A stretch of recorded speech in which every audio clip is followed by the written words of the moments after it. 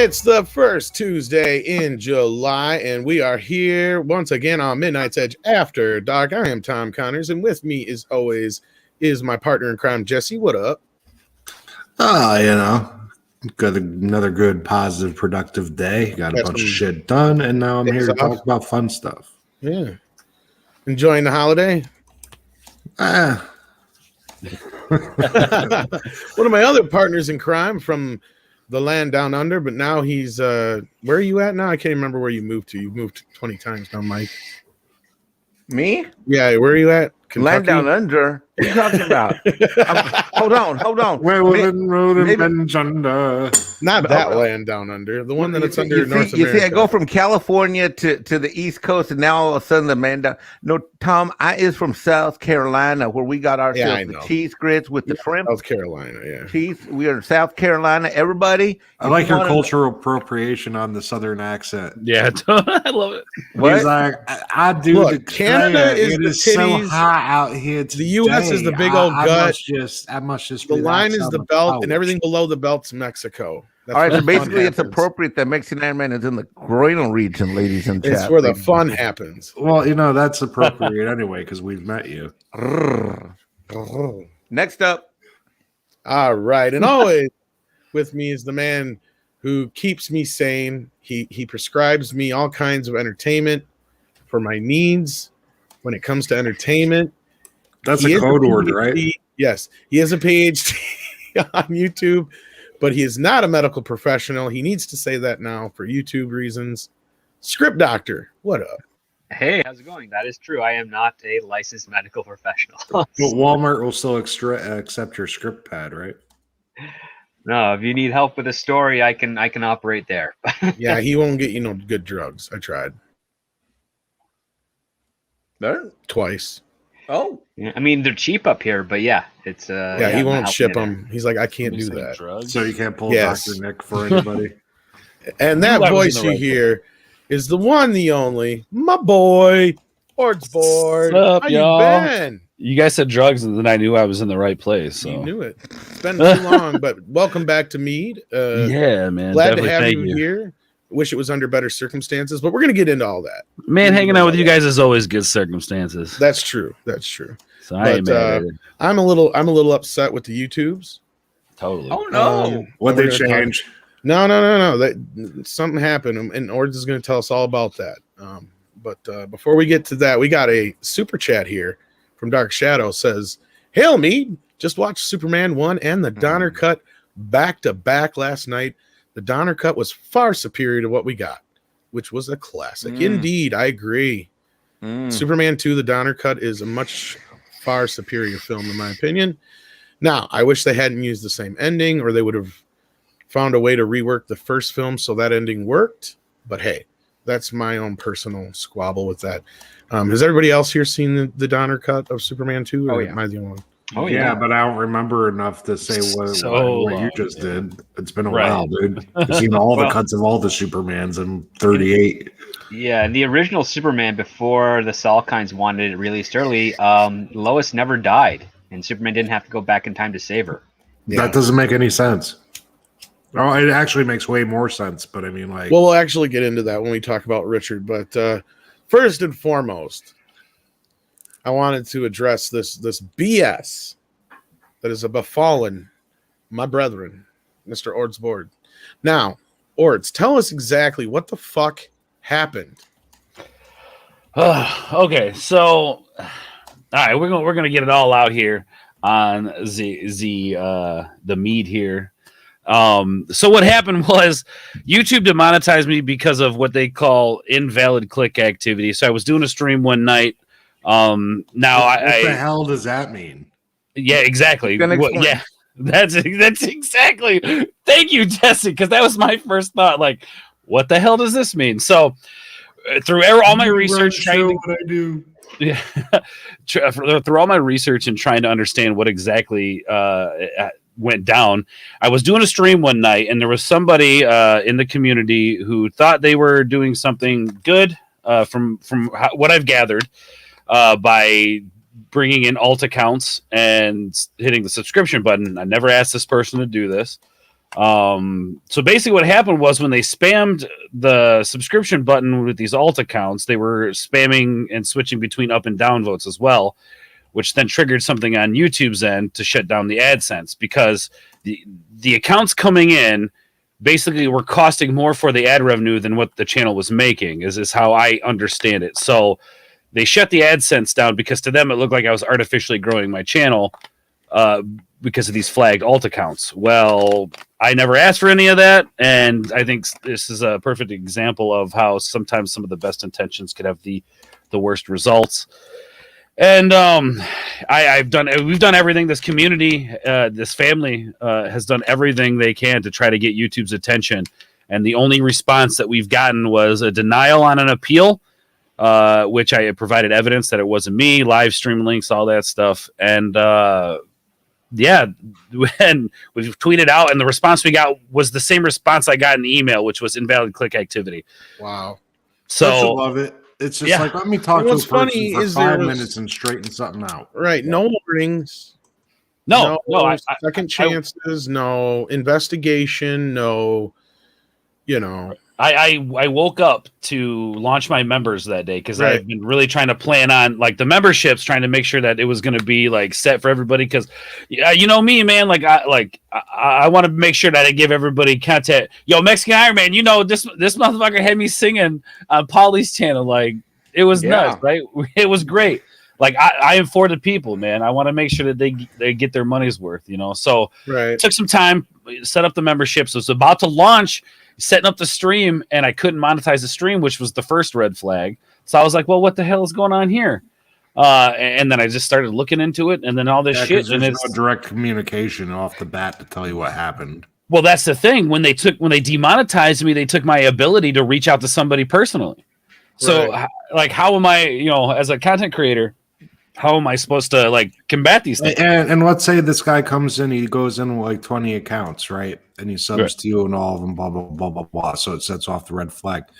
It's not beyond the pale at all. I had some teenager, I know it was a teenager, came into my GTA chat the other day, and he kept typing the N-word one letter at a time with 20 different accounts. Banned all of them. He got bored. But it's like, you can't control the chat like that. Right. You can't do it. I mean, bot accounts, they're plentiful.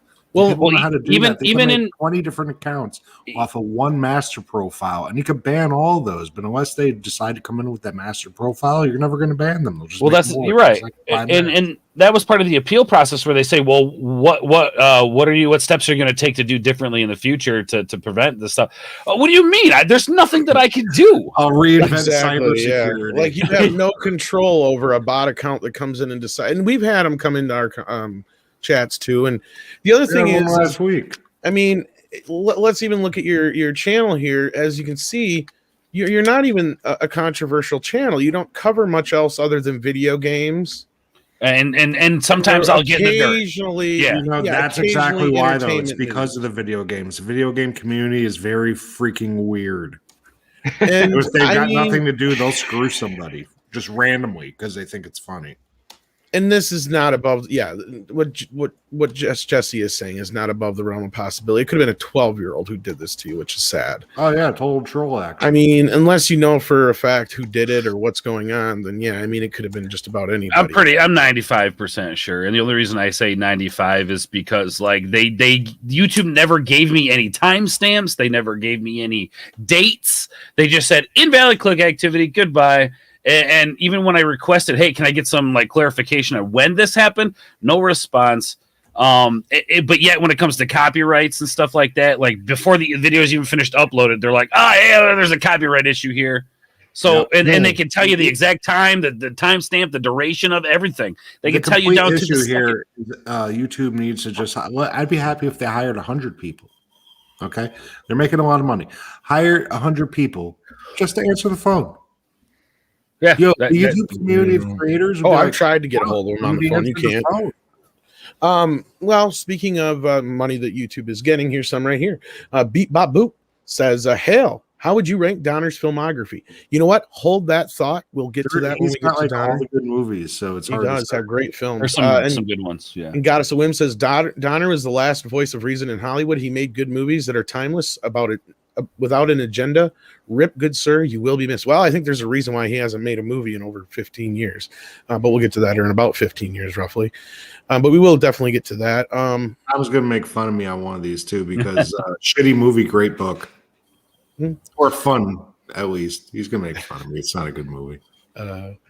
All right. Well, here's the thing: is I mean, you could rebuild yourself on YouTube, I suppose. But you've been doing this for so long now. It's been what, almost 2 years you've been at this, or a little longer? Almost three. Yeah. So, it's tough. I get it. I've been there. I had a channel that had almost 3,000 subscribers get completely demonetized out of the blue one day. And if it wasn't for the fact that I had moved on to other things, I'm sure it would have affected me a hell of a lot more. And to see this happen in our community really bugs me. We can retweet it all day long, but like you said, until we get YouTube's attention, or unless they pay attention to it in the right way, and that's the thing. They deny everything. You can appeal shit all day long. Lately, anything I've appealed, they won't let go through on anything. It feels like no one works there. Oh, there's like all automated systems. Set up the system, then they walked away and did cocaine and played golf. All they do is update shit. Look, and here's the other thing too. I fucking called Google personally and like waited till I was able to talk to somebody. Finally got hold of somebody. Didn't speak English, did they? Well, they did. I mean, obviously there was an accent there, obviously. Was but it a South Carolina accent, like as if they were from Carolina? I'm sure his name was like, it sounded like he was from Carolina.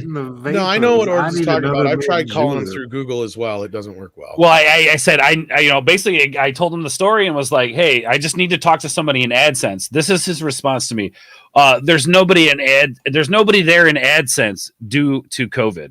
That's what they told me. That's what they told me. The coof turns its ugly head yet again. Google is down the street. Is the coof. Google is down the street from where I used to live, which is right at smack dab in Silicon Valley.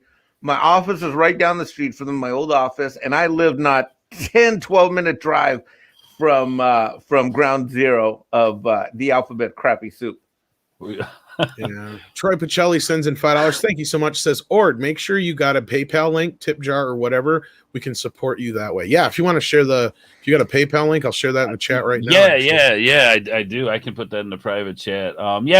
Stream Elements, PayPal. If not, I think you got a wrench. You can probably just share it yourself. If not, it's been amazing too how much this family, because I call it family. Sheik should be able to too. Okay, cool. I call it a family. That's what I call it. Not everybody gets along, but we still got to love each other one way or another. But they've come up and they've supported huge. It's been amazing, man. You guys out there make me feel like I can still do this shit. So. Can you solve? Why don't you talk about? All right, so we covered that we don't know why they did this. We covered that they're fucking a bunch of freaking. Wait, can I say assholes? I already did. You can say words. Yeah, it's okay. It's murder. All right, so let's talk about where you're migrating to, because I was watching your video and it sounds like, and I'm gonna go check out your Patreon and add you to my account. I just haven't had a chance to do it yet, but you're moving over to Patreon, and I think you mentioned Odyssey too in that video. Talk about where you're moving and what the future holds for the channel and why. In terms of free speech and gaming and stuff. Man, you guys got some good stuff going on here. All right. Did my first live stream on Twitch last night. So we're going to be doing gaming over there. Honestly, that platform is better for the video gaming. And you just set up Twitch fresh? I've had the account for a while, but yeah, I mean, I've only got one stream, which was last night. I'm a boomer, man. I never made a Twitch, but I stream gaming a lot. Like, is it good? Bro, I'm still look. It takes a minute to get set up and everything, but what's nice is you can actually on the Stream Elements or the Stream Labs or whatever it is, OBS Studios, whatever you're using, you can sync up both accounts to it, so you just kind of flip flop between the two. Yeah, I just stream with my PlayStation. You could stream the Twitch and YouTube. I don't know. You could probably do them at the same time. Well, yeah, if you're doing it with PlayStation, this should be super easy to set up. You just got to link the accounts, and then every time you hit live on your PlayStation, it should pop up. I'll tell you this: it seems like a lot of folks over there. Oh yeah. It's a lot easier to get monetized over there. I don't know why they have it set up the way they do, but yeah, so far it's good. The streaming quality is better. Like with YouTube, I would get a lot of pixelation because I have a crappy internet connection. Over there, I had none of that. The stream quality was great the whole time. You don't have to manually set your frame rate. They do it for you. Through your PlayStation, yeah, they probably just set it up for you. Yeah, it based Because up before it was like shit. Then I was like, no, I don't care if it might skip.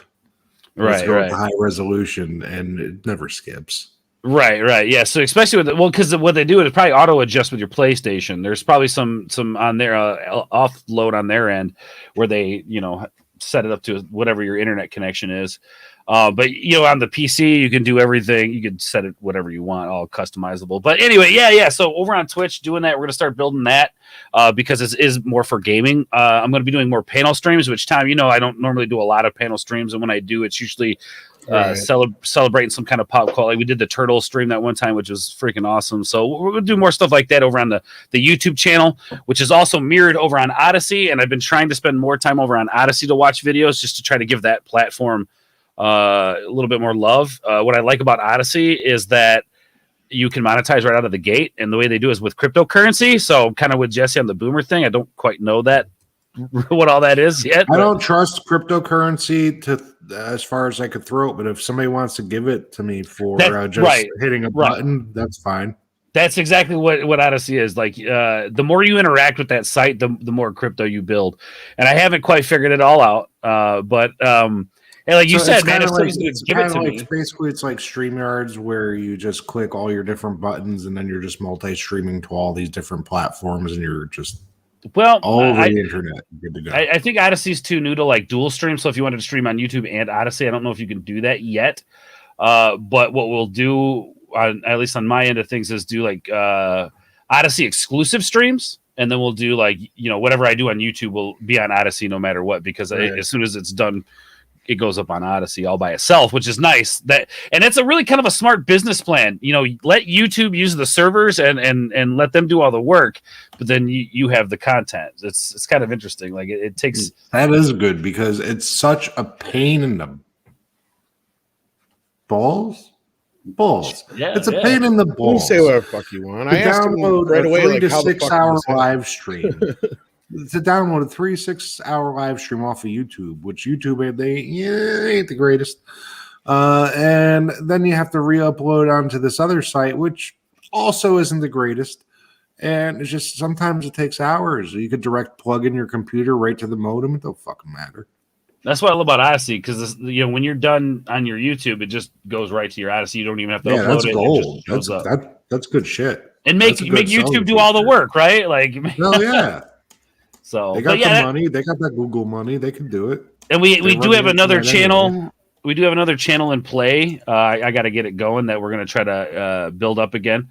It'll be very 90s nostalgia influence. We'll talk a lot about the 90s. Tom, I know you'll be spending a lot of time on that channel. We're gonna have a good time over there. We'll do modern, pop cult and all that stuff too. But I like anytime I think about like my childhood, it just brings me back to this time that was just so much more beautiful than today. And I want people to be able to escape into that. It's not just being reminiscent about it either. It's not nostalgia, because it's like, let's take something completely different. Let's take the bands of the 70s, right? Mm-hmm. You got Creedence Clearwater. How many hits they have in 3 years? Same thing with Skinner. Now let's compare that to cartoons in the 80s, right? It's like these guys come out of the block with this shit that's just hit after hit, and no one knows why precisely. And nowadays, it's just like the well gone dry. Yeah, that's an interesting point. If you want to grab this, Tom, don't let me just tell me shut up. No, I was just trying to get your story out there, man. Mr. Tickle Trunk says, too many channels, not enough humans to review. Real customer service is a literal impossibility. Proper human oversight would be absurd. Also, hi. Well, hello, Mr. Tickle Trunk. The other part is I tried getting a hold of them a long time ago, and that was when they actually denied that YouTube existed as an entity unto itself, like a building or anything like that.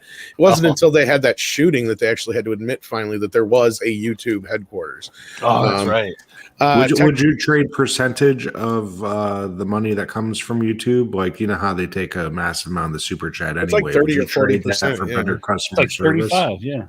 Well, that's the thing, is they try to pretend they don't make any money, which is bullshit. Even one of the biggest server farms in the world, when you consider all the revenue they bring in through ads, Oh, I've super watched chat a that you lot of see on your business screen. videos. As Yeah, far as there's Google no goes as a fucking company, way. YouTube gives Google more money than any other thing that Google does. But they hide it in some way, and I don't want to get too deep into the weeds because next thing you know, we'll get shut down.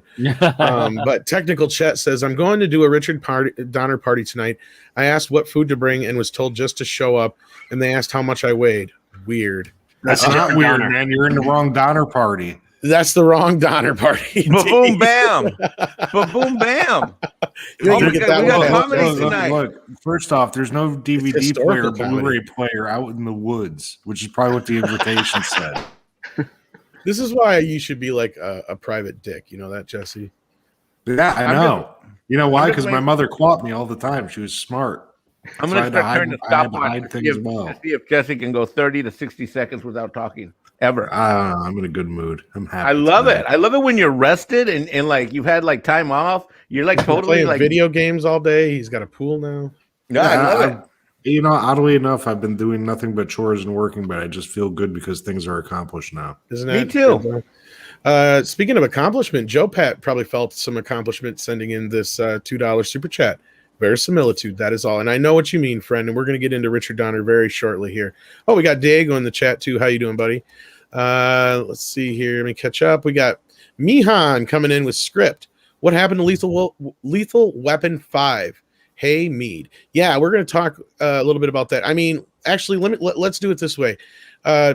Ords, was there anything else you want to say or add to the situation at hand that you haven't been able to say out there that that's bothering you or that you want to get known out there or anything else? I'll just leave it at this. Like I'll just leave it at this. A couple of things. Super unbelievably like thankful for this family, this community, whatever you want to call it. I'm thankful for you guys.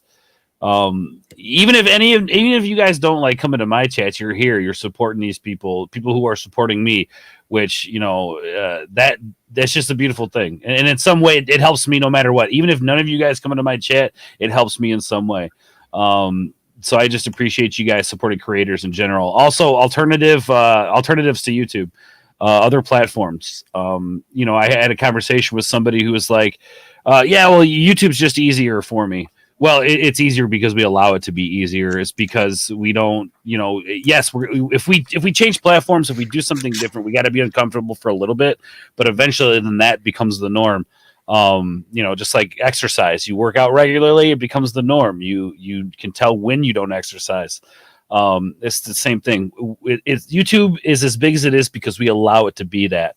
I understand at this point it's kind of a necessary evil, but if we support other platforms, what's up? Oh, I agree with you completely. And I mean, to me, the analogy I'll draw is like it's like my Puerto Rican ex-girlfriend. I let her get out of control, and guess what? She became out of control. That's right. Exactly. Sorry, Mexican Iron Man has to bring your advanced knowledge down to, you know, my little. No, I love sphere. it. No, that's right. That's where I'm at, baby. It's all good. You know, it's a double-edged sword that different platforms have different rules. Because it's like if you're going to broadcast to YouTube, you always have to go by YouTube rules. But on other platforms, you can find a wealth of material you're never going to find on YouTube. Yeah. And I'll say this, Odyssey, I think their sound quality is better with their videos. Honestly, I'd swear. Like if you listen to with a good pair of headphones, the difference in audio quality, Odyssey is just better. Interesting. I'll take note of that. All right, let's grab the rest. Well, thank you though, Tom. No, sorry, man, no, thank totally. you. Don't be sorry. I'm sorry this happened. I feel it's bullshit.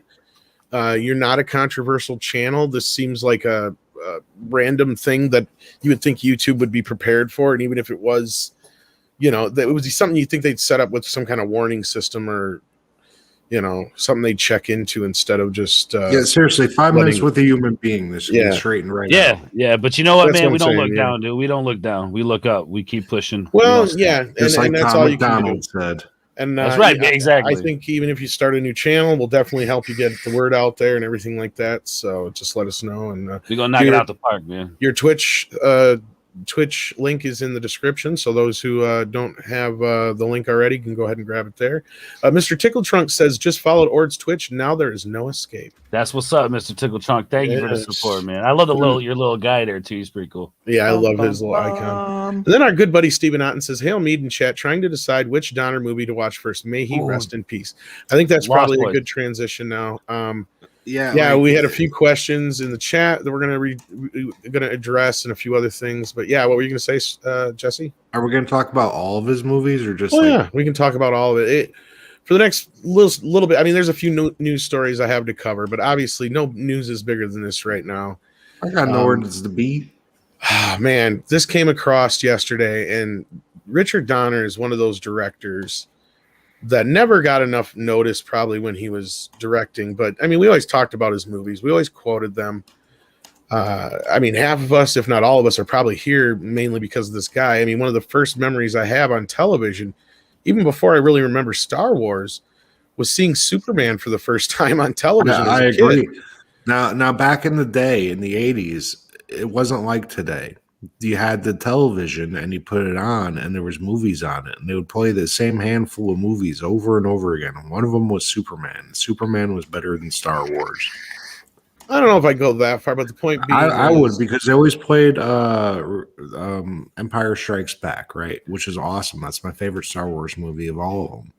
But Superman, it's just like, it was always much deeper when the bad things were happening, and then he came and everything was going to be okay.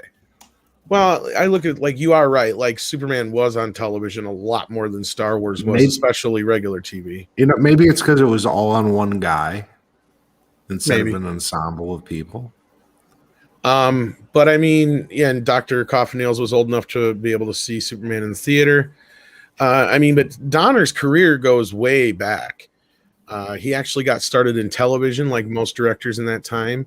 As an actor, actually, yeah. And he also started in acting in other places. And he actually directed one of the most famous Twilight Zone episodes ever, on top of a few other ones for that show, including other shows such as FBI, Gilligan's Island, Wagon Train. The list is so fucking long, and we're going to go into it here. But first and foremost, I guess I just want to go around the panel and ask everybody's favorite Donner film. I don't know if we're going to be able to have the time to list everybody's top, but at least give you like your top 2 or 3 Donner films, since we had the super chat asking for it. Let's start with you, Ord, since you're our guest tonight. Oh, I appreciate that. Honestly, man, and I have to say this because I just watched it with the kids the other week, the Goonies. Oh, Goonies is great. Yeah.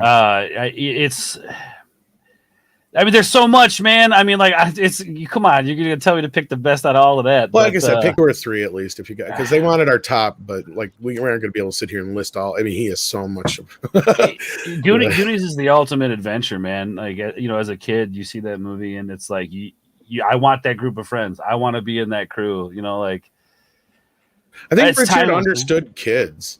I mean, look at movies like The Toy and Goonies, and The Toy they really was spoke awesome to us as kids. I felt like, yeah, you know, and I don't know, man. It just even the acting in it. Like, I was sitting here thinking about the movie, like the child actors in that movie just knocked it out of the park, and then like a lot of those people go off to have these great careers, you know.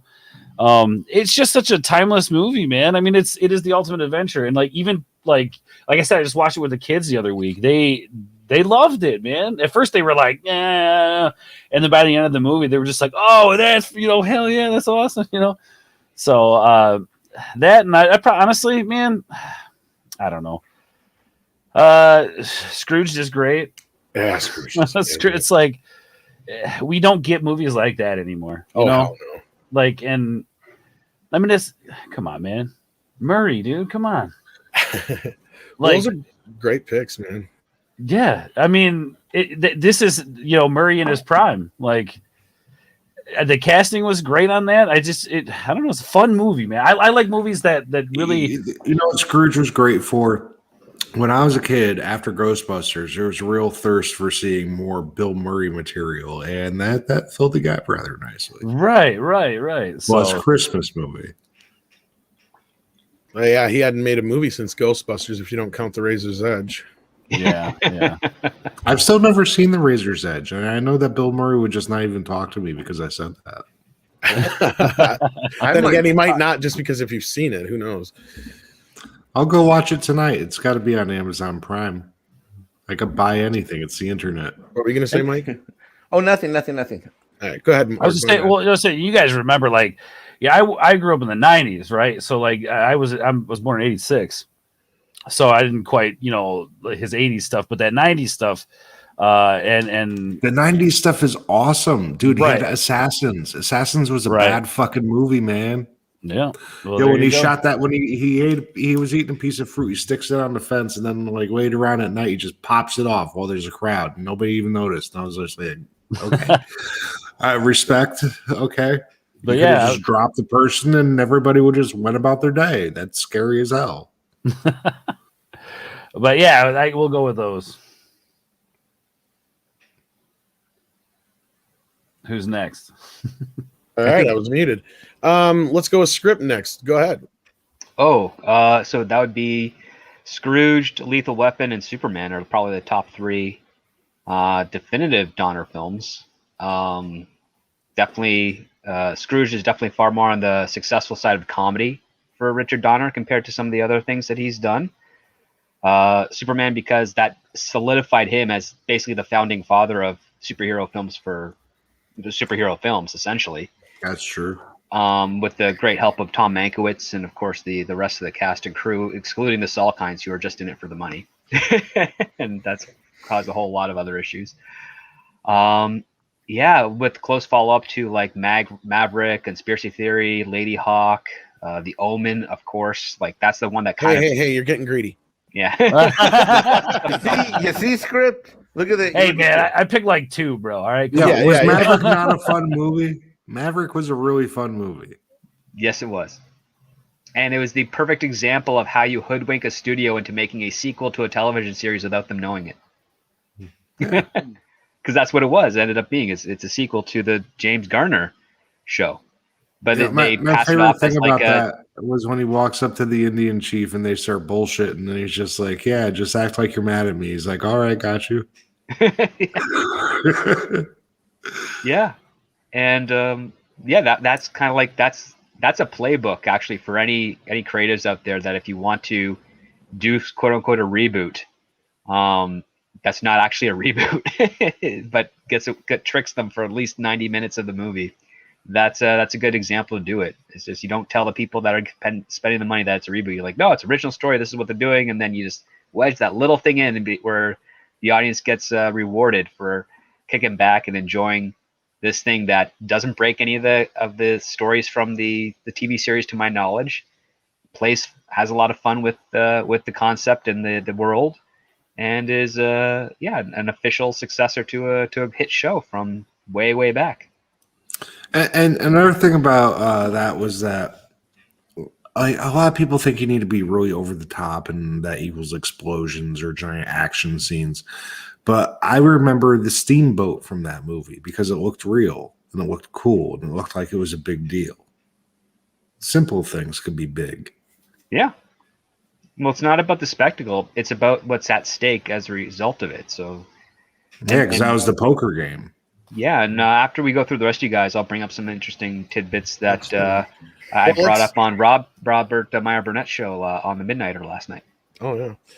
Carries, thank you for becoming a member. We appreciate that here at the channel. I got to get a member stream going this week, maybe. And then let's hop up to Mike. Mike, what are your favorite Donner films? I'm gonna throw in a Gilligan's Island, and I'm super. All right. Now, didn't he do? He did Gilligan's Island, right? He did quite a few, I believe. Let me Yeah. look here. And so I watched that show freaking on KTVU Channel 2 in the Bay Area freaking every single day, Monday through Friday. It was part of my staple where I had my Star Trek and I had my Gilligan's Island. I can't remember the other Directed 3 episodes. Gilligan's Island, it's three? is Okay. pure goodness. Yeah, dude, it's like I basically watched that show. I'm like, I am never gonna be that idiot. And you know what? It's probably a good thing because he was like the original beta. Poor Gilligan.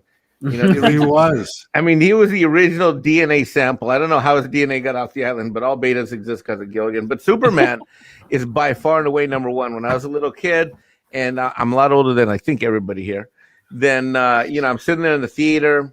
I actually saw it twice on opening day. Yes, I like the Donner cut way better. In fact, to commemorate his passing, I mentioned this earlier on the stream with Andre for Midnight Español, is that last night I think someone in the chat wrote this too. I rewatched it last night, and that the opening scene, and it was like 2 a.m, right? Like I was gonna go to bed at 10, and then I couldn't sleep, and so I said, you know what? And I realized why I couldn't. Or you're binge watching. Well, no, I wasn't binge watching anything. I had lights off, and I was trying to go to bed, and I said, you know what? I want to watch this, and I got up, turned it on, put it on the big screen. Da da da da. Those horns. Ba ba ba ba ba. Dun dun dun. Those opening names coming across. Gene Hackman and. Oh man, the theme is crucial. So good, so good, so good, so good. The theme of Superman, dun, dun, dun, that's a perfect fifth. That's the same thing as a power chord, like a root and a fifth. It's the lowest and highest note in a triad, which makes a chord.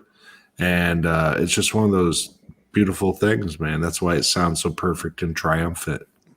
To me, it is the best movie theme, bar none. He hits it, dun, dun, dun, and he lets it ring, and then he just walks around it back and forth. Yeah. And goes back to it. And it's perfect. It's simple, it's perfect, and it's very elegant. And Tom, I know you're going to round this up at the end after Jesse goes, but I was, and I hope you make a list, because I went on my IMDb Pro once the movie ended. I was in shock how much stuff this guy was responsible for that I had no idea. Oh, tons. That he was either director or producer. So I can't wait till you do the roundup in a minute after. Jesse, you're up, brother. Yeah, so Jesse, you've had a lot to say already, but yeah, let's Goonies, man. Fucking Goonies. Yeah, Goonies. That's it, man. Goonies. Right, that's what I'm saying, dude. Right, Jesse? Everything. Goonies. Goonies. Never say die, baby. Dude, it was an excellent movie. All right, especially when you're a kid. Behind that, of course, is Superman. And my one that you guys aren't going to be that down for is Timeline, because it's off of the Michael Crichton book. And I rather enjoyed the book. And the movie was aight. Yeah, Donner had a heck of a time trying to direct that one. That was one of the things that made him almost want to quit. It's a book about traveling back to medieval times. It's kind of hard. It had nothing to do with the script either. It was the cast that drove him nuts. Why? They were douchey? It was Paul Walker was not Paul Walker yet. He was still trying to be that guy from like She's All That and all those types of things. And you can find some like behind the scenes stuff on Timeline, and it's the first time I've ever heard Richard Donner scream, "Act, damn it, you," and then just start cursing at the cast because he's like really fed up with what's going on. It's just is this your first time in the movies here, son? Get off my set. Because the thing is, that one thing that Donner was quite known for is because he came from an acting background first, he knew how to communicate well with actors, and he rarely didn't get along with any of them. I think Bill Murray was the only one that bit back because Bill Murray is something of a diva. Yeah. And so that was the problem. He was just getting all diva pretty boy bullshit on. Well, there's some horror stories with Bill Murray. We actually did a video where we trace back, like on Scrooge. Supposedly he made Carol Kane cry, and Karen Allen cry. And he had a lot of trouble with Harold Ramis on Groundhog Day too. Those two had a falling out after that film because of Bill Murray. So yeah. You have to be there. You have to be there to judge any of these situations. Oh, yeah. I mean, listen, I've seen some of those things, and I've heard a couple of stories at the time, and even some of the cast admit that they were not as professional as they should have been for that film. We've all been there. Yeah. So, but yeah, that's Timeline was one of the things that made him almost want to quit. And then he did 16 Blocks, which I think he was pretty proud of, and he has every right to be. It was a pretty solid film. He got Bruce Willis to be an actor again for that movie, which is pretty impressive.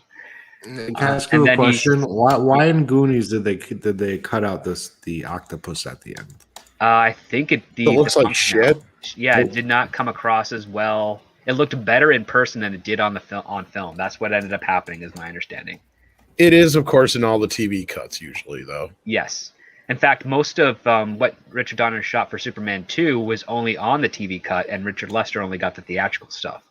Because, that's a whole nother story. Yeah. We might as well bounce into mine then, because one of mine I'm going to pick, since Superman's already been mentioned, of course, as you said, script, and it was the movie that took superheroes seriously for once. And verisimilitude, as the super chat said earlier, that was one thing that Richard Donner came in and he threw out the original script, because as a great writer that Mario Puzo was, he turned Superman into a joke. Along with Leslie Newman and Leslie Newman, and those guys are probably more responsible for it than Puzo, I would say. Yeah, Puzo was the Godfather guy. So he went to Mankiewicz and he's like, dude, you gotta fucking save me on this bastard. And so between that and I think the real thing, the sad part is we never got to see the full vision of what Superman the movie and Superman 2 were really meant to be. And to me, they are kind of one picture.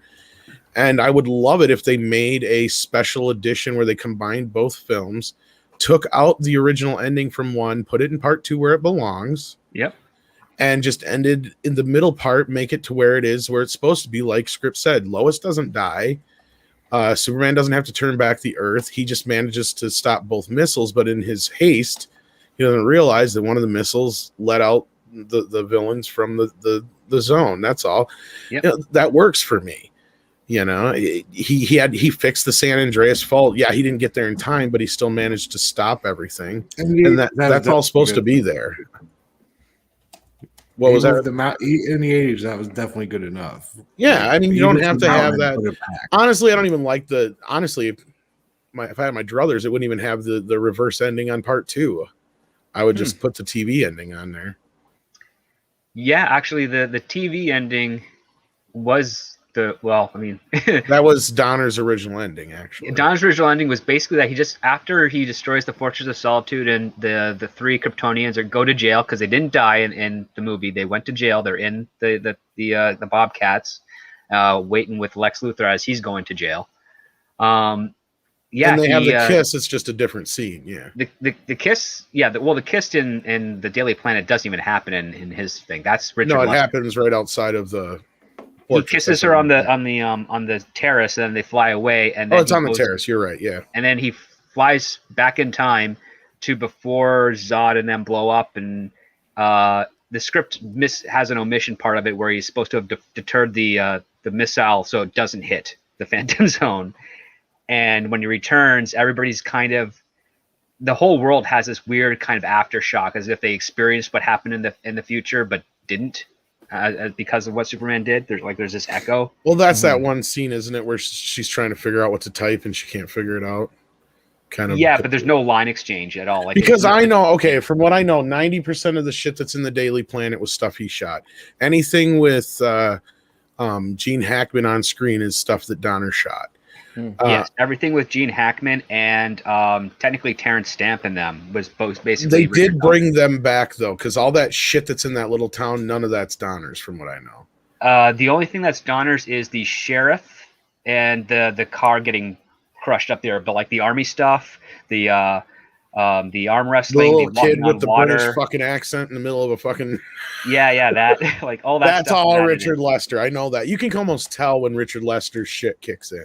Well, the cinematography is completely different. Exactly. and for those who don't know, and for most of you do, and I'm sorry, so I'm going to keep the short story short, the Selkinds, who didn't get along with Donner, booted him as they were finishing up the first film because they were shooting both films at once. And they're like, all right, we ran out of money. Forget about part 2. Finish part 1. They used what they had done, and that's why that ending got stuck at the end of part 1 instead of part 2 like it was supposed to be.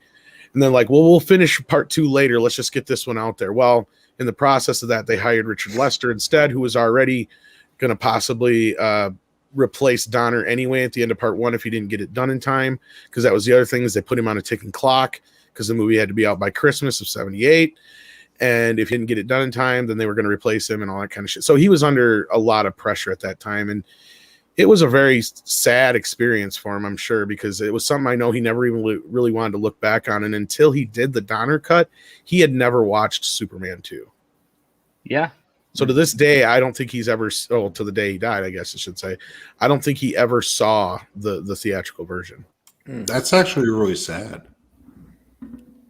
That's unfortunately that's what Hollywood can do sometimes. They just kind of mess around with things because the Salkinds needed it out because they had a percentage of the box office that they would take, and that was going to refinance for Superman 2. And if they didn't get it done within the fiscal year, they would have defaulted on some lines of credit and some other issues. So yeah, they had to push it. But it also didn't help the fact that the Salkinds themselves kept on messing around with pre-production at the start. Like they started spending money when they really didn't have to, and that's kind of what hurt them. Not only that, I think the initial deal was a negative pickup just for the first film. They didn't have a deal yet for the second film. And then that's when Warner also got a little bit more involved for the second film, I think, too. It seems like this is a common thing in his career where it's like he gets pulled into projects, pulled out of projects, like frequently with his career, seems. To a point, he got to stick with Lethal Weapon. Well, he was supposed to do The Lost Boys, right? Well, he's a producer on The Lost Boys. I don't know if he was ever meant to direct. I think he was set to direct it. I think he was set to direct that one. And but then if he got pulled off, I was going to say, if he got pulled off, it was because they pulled him off for probably Lethal Weapon 2 or something. Something like that. Yeah, those are big, man. Or Scrooge kept him overtime or something, because I'm trying to think. Well, Lost Boys is what, 88? 87. 87. So he was doing Scrooged at that time. Yeah, Lethal Weapon or Scrooge. He's doing Lethal Weapon and Scrooged. Yeah. Yeah. Let me look it up. Because those were back-to-back shoots for him. Yeah, 87. 87. Yeah, 87. For Lost Boys. Because he was one of Warner, and up to the day he quit directing, he's one of Warner's golden boys. Like most of his films, I think, if not all of them, are through Warner. Primarily, Scrooged. Yeah, Scrooged is one of the only ones I can think of offhand. Radio Columbia, Flyer. Yeah. Scrooged is Paramount. Radio Flyer is Columbia, and the Toy is Columbia. I know that. I think Lady Hawk's Columbia as well. But outside of those, he was mainly with Warner until the end of his career. Well, there's a reason they have so much money. Well, they were known as a very filmmaker-friendly studio for a reason. Yeah, for a long time. Heck, Warner was really close to doing Star Wars. Really? But a Canadian company purchased them at the time, and they went to different directions. So basically, it was Alan Ladd Jr. over at Fox who decided, hey, Warner's had some interest before they changed ownership, or at least they'd had interest, and then ownership said no.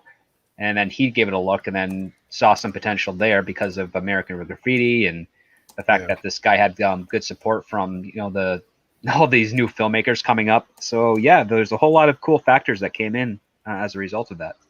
Glinzer says, worst thing about the Donner cut. General, would you care to step outside being changed to do you believe in freedom of the press? Those are a few line readings I wish they wouldn't have changed, but Donner just did it out of choice. Like, I really hate that he changed one of my favorite lines, which is, why do you say these things? Well, you know I will kill you for it. The way it is in the original with this thing, yeah. I know the way it was. Well, it's all he filmed it. Yeah, but he didn't keep the cut that's in the initial cut. He changed the line reading, so it's not as funny in Donner's cut. The line reading in the original cut is just spot on. Oh yeah, but that's not my biggest point of contention. My biggest point of contention is Superman going back to the diner at the end to be the asshole to the guy for no good fucking reason because he forgot he just changed time. Yeah, that's actually that scene should not be there. Yeah, that scene's in the script, and that shouldn't be there anyways. They should have just lopped it off there. Well, where were you, script doctor? Why didn't you solve this problem back then? Oh wait, you weren't born. I was itching my dad's nutsack back then. And honestly, that was they should have just left it out of it. It should not be there. An itch in the nutsack. I love it. But anyhow, I was going to bring up, even though it's not one of my favorite films of his, I mean, I do love the Lethal Weapon collection or series. Nobody's really brought it up yet so much, so I figure we got to talk about. I mean, Lethal Weapon, come on. Shane Blackman, yeah. Bro, you gave me a list of 2. If you gave me 3, no, I know. Well, I since you guys have already mentioned my favorites, I'm bringing Lethal Weapon into the conversation because was there a more famous film series like that out of the 80s that had a director and a team like that stuck together till the end that really did? It was great, and every one of them was great. Even part 4. Every principal and secondary cast member returned for every single film, which is such a rarity. And one of the things I think what was preventing him from wanting to actually do Lethal Weapon 5 is one of the psychiatrists, the lady who plays the psychiatrist, she passed away rather young. Yeah. And she was kind of like this running gag between, you know, her and Riggs since Lethal Weapon 2. And when you don't have that option available, you kind of, well, funnily enough, think of something else. he'd been talking about coming out of retirement for the last couple of years now to do a Lethal Weapon 5. And my understanding, I don't know how far he got along in the pre-production, but I thought they just formally announced it here recently because I remember talking about it on MEAD recently. Yeah, he's been trying to he's been trying to do it for like a decade. Yeah. But I thought they had said that all the principals had signed on, and I thought they were pretty much ready to go. So I'm curious, and since that was a super chat earlier, do you guys still think they're going to try and go ahead with this, or what do you think? Wouldn't be Lethal Weapon without him. Well, somebody brought something up last night to me that I really was like, that might work. What if they had Mel direct? Mel did take a lot of cues from Donner. Riggs? Who would play Riggs and Murtaugh these days? Well, he'll be in it. I'm just saying it'd be the passing of the torch to the next generation. That's probably the only way you could do it. And who are you gonna get together that he's passing the torch to that has the right two kids. chemistry? The two kids. 25, 20, they'd be almost 30 by now. Both kids would be, yeah. Butters and Murtaugh's daughter's kid would be the same age as Riggs's kid. Yeah. Yeah. I think it's a great idea. Yeah, but what if they get on screen and they're just boring? Well, you get the right actors to play them. That's the beauty of it. That's what I'm saying. Who replaces Mel Gibson? Well, I can't remember. Didn't Butters have a girl? And yes, so Riggs Chris had a Rock's boy, had a if I remember daughter, right. and and Martin in Riggs one had of a the son. movies, they were like a little flirting action. I thought was going on. So you get like somebody like Zoe Saldana or somebody like that to play the daughter. She's way too young. Way too young? Yeah, remember these kids were born in like the early to mid 90s. 98 is when the movie 98, came out. yeah, they'd be 20. Was it 98 or 94? No, it was 98 when Part 4 came out because I saw it twice in college in theaters. Oh, Actually, yeah. They So, were yeah. already. So they'd be about 23, 24 years old. What? Actually, it might have been summer of 99 now that I think of it. Because I was in college in 99. Yeah, script is right. The math doesn't work. Well, they'd be in their early 20s. Yeah, but I mean, What? So Zoe can't play? What, they be in the police academy, or they They'd be getting out in their fighting partners. crime while working at a a Slurpee shop? I mean, well, no, something happens that they have to ask. All I know is that for help. Zoe Saldana, she's like one of those people in every movie. Well, I didn't say you had to get her, but somebody like that. And then as far as the boy, Chris Pratt's probably a little too old, but somebody like that, somebody who kind of can. Why is there only 5 people in Hollywood these days? Because there is only 5 good people in Hollywood these Yeah, days. there's thousands of people that are working and struggling for stuff, but there's only 5 people that anybody really knows Can we about just it. cast stretching the movie with everyone is played by Gary Oldman? Well, and then the best part is you have Butters and Riggs are partners because Murtaugh's. Murtaugh has to be retired. He's retired. He's way retired. But you still drag him out of retirement because of something that all stems back to maybe something that has to do with the first film. Because remember, his buddy was tied up into that shit. Maybe you can tie something. He died in the first movie? Oh, yeah. He did. Dead. He was the diehard villain, but he did die, yes. Mm-hmm. But no, I mean, you could do that, I think. Come up with a fun way to tie it back, or maybe something from Part 2, if you want to be able to have Joe Pesci involved. I mean, that'd be one of the few times I think you could talk Joe Pesci into doing anything. Just coming back. Because that was one he loved. He liked Leo Getz a lot. Yeah, because they wrote him in the third one. He wasn't even in the original script, from my recollection. And I think they were rewriting as they were shooting that movie. Yeah. But everybody's like, oh, we got to bring him back, kind of thing. I love him in Part 4 when he catches the fucking shark. He's trying to shoot the son of a bitch. that was awesome. He always plays crazy, but he plays funny really well. Oh, shit. So, yeah, the Lethal Weapon films were just, I don't know. I mean, I don't know if I could use the term perfect, but I mean, even the second one, which is probably my least favorite, is still a great film. I mean, It's a great fucking movie. What about Shane Black for Lethal Weapon 5? Keep him the fuck away from anything right now. I don't know what happened to Shane Black, beep, bop, boop, But after Predator, I've lost all fucking faith in that man.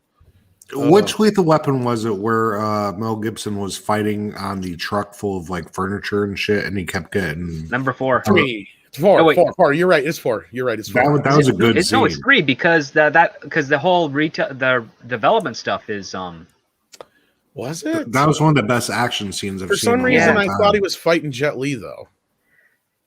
no, because they're never in oh man, that's tricky. I'm All I trying know to is remember too. Ah. they 3 meld and 4 so well bleed pretty together. well together because they're far more closer in tone than Lethal 1 and 2. Yeah, otherwise, all I remember about 4 offhand is like it starts off with that dude with the flamethrower, and then the boat scene, and then the butters scene, and then it's like, and then the end is the babies. That's all I really remember. Jet Li, Yeah. and the Asian family staying. And Jet Li whooped this shit out of them, and he broke that dude's neck with a roundhouse. Yeah, kick. and I remember watching the making of it where Richard Donner's talking about how he had to tell Jet Li to slow the fuck down. Yeah, because he's going so fast the film doesn't catch it. They had to like reshoot that whole fight scene or whatever. Normal Nation, thank you, PJ, for sending in a super sticker. You didn't have to do that, buddy. Let me see what it is here. It's a Fist bump pair. fist bump pair. Thank you so much. All right. So, yeah. Let's run really quickly because you asked about his filmography. I think it was Mike. Yeah, it's me. This is just his director's filmography, mind you. Okay. I'm going to real quickly go through it. And this is including television. He started off in Zane Grey Theater back in 1960. Then he directed an episode of The DuPont Show, then a couple episodes of the Loretta Young Show.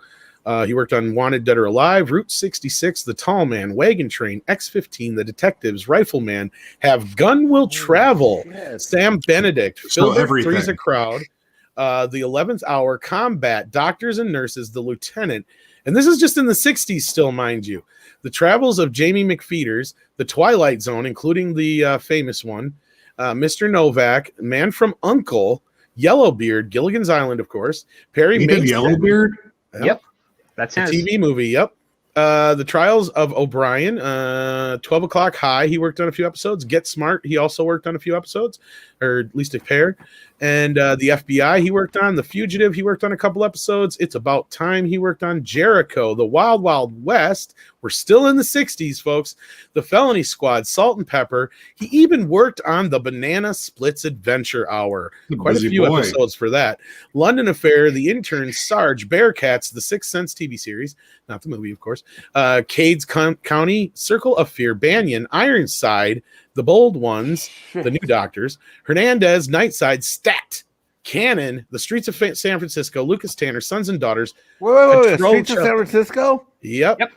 Son of a bitch. Petrocelli, if I could say it right. Kojak he even worked on, mind you. The Shadows in the Streets, Sarah T. Portrait of a Teenage Alcoholic. I think that was a pretty famous TV movie as well. Remember, right? Yep. Bronx. And then we get into his actual film career. Okay, quick time out. I used to watch, just real quick, before you keep going.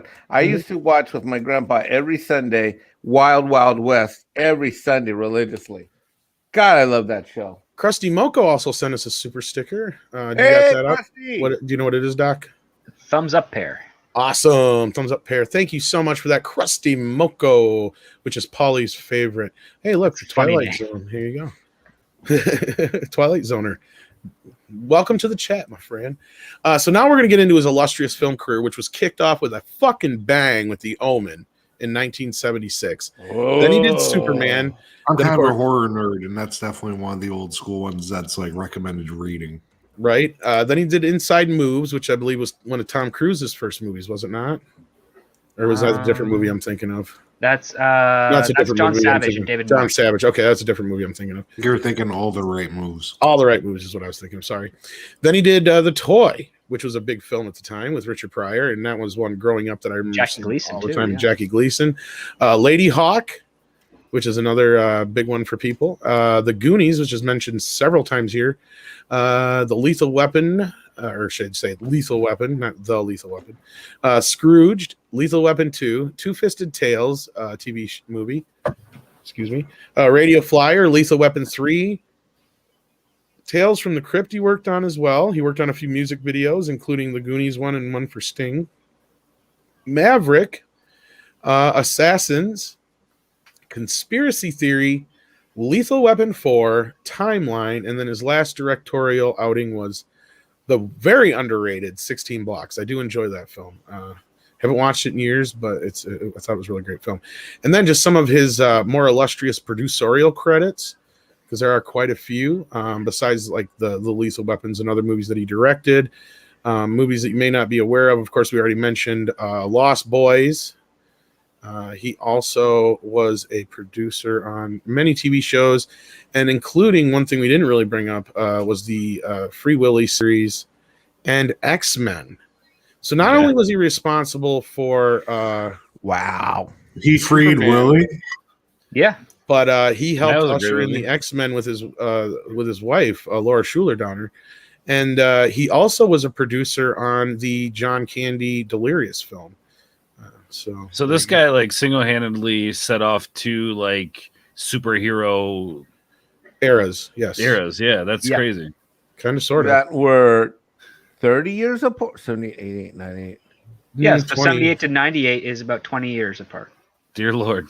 Damn. This is just one career. Fuck, Lived to be 91 years old. Script from a Hollywood perspective. Is that not super flex stud?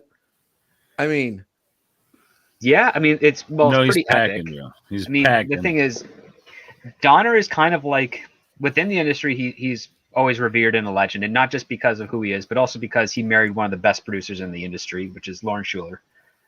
And that's one of the things that Donner did a lot in the 90s and early 2000s is he just stuck more to producing, and he always liked to direct films that, and this is one thing that a lot of people don't quite realize until after the fact, is that in all of his films, one thing he knows how to really capture well are character relationships to each other. Like you feel the emotion, the tension, the chemistry between everyone on screen, and it makes it what other people call like comfort food. You watch it and you're like, man, I love that friendship. I love that rivalry. I love that motivation. I love that responsibility. Like all those things he manages to nail, and that's what he looks for, or at least that's what he looked for in the scripts that he picked, because he's not a single genre director. He hits everything, and that probably has to do with the fact that as a TV director, very versatile. You know, you pick up whatever work you can get at whatever show you can get, and you never know what it's going to be. And from that illustrious career in TV, he did a lot of comedy. He did some sci-fi. He did westerns. Not to mention all the movies he never got to do because, you know, some other director got in front of him or something. But he was always one of those directors that was always on that short list for so many big films. I remember. And yeah, I think you're right, Christian Garcia. The rumor goes that he ghost directed a bunch of the reshoots for Wolverine, if I'm not mistaken, right? Script? That is the rumor, unconfirmed, but that is the rumor. But yeah, he was directing in his 70s, and not a whole lot of directors do that. Well, like I said, his last film was 16 Blocks, and it's like, man, I was so waiting for a Lethal Weapon 5. Hopefully that still gets off the ground, and it can be in tribute to him and dedication to him. But he will be missed. A huge hole now in the film community. This one to me was one that really hit home. I mean, we talk about these all the time, and yeah, I mean, sometimes it's and then the other part too, to make him even more of a legend, is that he's the one that helped Kevin Feige get his career. Like what? Feige worked for Lauren Schuler Donner's productions, and Richard Donner's that was there in the office all the time, helping shepherd all these young guys. And the story is that he's always really approachable. I mean, he was never a name like Steven Spielberg or even John Carpenter, but he's so instrumental in a lot of things. His name was held different weight. And I think the reason for that being is that he never tried to put himself above the content he makes. And right there by him directing behind the scenes, that right there tells you a lot about this guy. To a point, but like, I mean, he loved directing. He got into a fight with Steve McQueen when he first started because Steve McQueen kept on saying he's not a director, he's an actor. Who won? Donner won. No shit, huh? It was just an argument. It wasn't an actual physical fight, but yeah, it was just like one of those things. Look, for now on, it was a physical fight, and he kicked his ass. And then you have the other badass moment of his career, which happened on The Omen, when he and Gregory Peck had a dispute over one of the scenes, and Donner wanted him to do it one way, and Gregory wanted to do it another way, and he reconciled with him. He's like, okay, we're gonna do it this way, and then afterwards we'll do it your way, Greg. And then when doing the test screening with like the producers and stuff before they actually do other things like further screenings and further edits, Gregory Peck, they see the first run of that clip. Gregory Peck stops. He stands up. He says, "I was wrong. Richard Donner, you were right. That's a far better choice. I defer to you, your guidance." And it's like, wow, you got Gregory Peck, like a legend, to like, you know, take a moment and think about what best performance would actually be to service the character in the film, than to just, stroke his own ego. And that's something that's really interesting. And he does it again with Marlon Brando. He listens to Marlon Brando, and Marlon Brando gives him an out saying, yeah, you're not going to be voicing over a green suitcase. You're going to be actually on the set, and you're going to be doing your job. Well, I was actually going to tell that story. That's you do it in detail, so you probably can do it better than myself. Yeah. Tom, before you go there, though, I saw the coolest ass clip last night on YouTube after I saw the actual Superman movie, where they have this clip of Marlon Brando getting directed by Donner. It was so awesome. Yeah, R&B dropped it on his channel. Well, yeah, I mean, and that was the whole thing. Was on R&B too? Yep. Donner was, he was fresh. He was a new director. And he was like 45, or like he was. But Brando, on the other hand, was a force to be reckoned with, and he was warned as they were going up there to meet with Brando to play the part of Jor-El, because that was part of the deal, is they had to get some names signed to this. And as long as they could get some names signed, then they could get the movie going faster and so on and so forth. Well, so they had to convince Brando to do it. So he's like, look, Brando's going to give you a hard time, they warned him. He's like, if he can convince you to play, he can play Jor-El as a suitcase and just do it as voiceover from his house, he'll do that. And he's like, all right. So he was kind of mentally prepared going into this. And he said he got to the house, normal pleasantries aside, and Brando finally goes, okay, so what is it you're here for? What do you want me to do? And he's like, well, of course, I want you to play the part of Jor-El in the Superman the movie. He's like, well, here's the thing. I kind of picture Jor-El as a bagel. And he's like, a bagel? Yeah, like a bagel. And all the people of Krypton are like bagels. And he's like trying to convince Donner that no one knows what a Kryptonian looks like, so he just made nobody knows what Kryptonian looks like. I mean, he knew his son is son of Earth, so he'd have made his son too much time by himself, look just like a bagel instead of look just like a person. And Richard Donner's like, okay, I can respect that, and I totally understand. That nobody really. He's like, cool story, bro. You want to be in the movie? Argue that an alien could look like a bagel. He goes, but we have a problem. What was that? He goes, well, everybody already knows what Jor-El looks like. Everybody knows what Krypton looks like. Everybody already knows what Kryptonians look like. So we have a problem here, is that when people go to see the movie, they're going to expect to see you playing Jor-El, a person, not a bagel. I said, well, you got a point. Well, there's part of that. Before he gets onto that conversation, something happens, and Brando remarks about like the imagination and the purity of children and why. He goes on this big old fucking tangent. Big thing, and then Donner just brings that up, and he's like, "Yeah." The other part I was thinking is that if they were to put, it's your voice in like a bagel or a suitcase, they're not seeing you, and that's kind of ruins the impact for the children that you so lauded. And Marlon Brando's just silently nods. He's like, well, you got yourself a deal. I'll show up. Well, and then the other part of it is Brando refused to read the script. Yeah. He refused to read it. He, to the point where... Well, was it in Spanish or something? No, he refused to read it. He normally wouldn't anyway. What the hell is wrong with Marlon Brando as a person? This is the thing that he did. This is normally a thing that he did, because he would not memorize his lines. It was like part of the deal. Like, he had to have his lines on cue cards, and they were everywhere. So like when he's like talking to Kal-El as a baby, like the lines are literally pinned to the diaper of the baby. Yes. What? I know. Okay, wait. Well, this is what we find out later. So line. What about when he goes on that long? When he's doing that Stop long. right there, Mike. I'll tell you what really happens here because this is the legend of Marlon Brando. Okay, go. So one, Marlon Brando would not memorize the lines, but he would lie and say he didn't want to read the script, but he actually would read the script because if you take a look at some of the outtakes and stuff, he mentions words and things that are from the script that whatever he's doing that he wouldn't know unless he read the script. Well, he did eventually weren't on cue read cards. the script.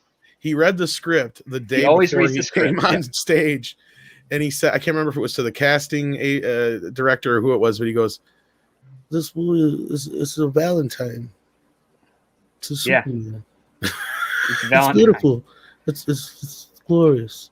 So he was like completely on board. So then, like at that point, he just put everything into Jor-El. And that's probably why it's his second best performance of all time. I don't care what you say about all his younger days. What? Between The Godfather and Jor-El, to me, are Brando. Like those They are two. fantastic, Brando. Yeah.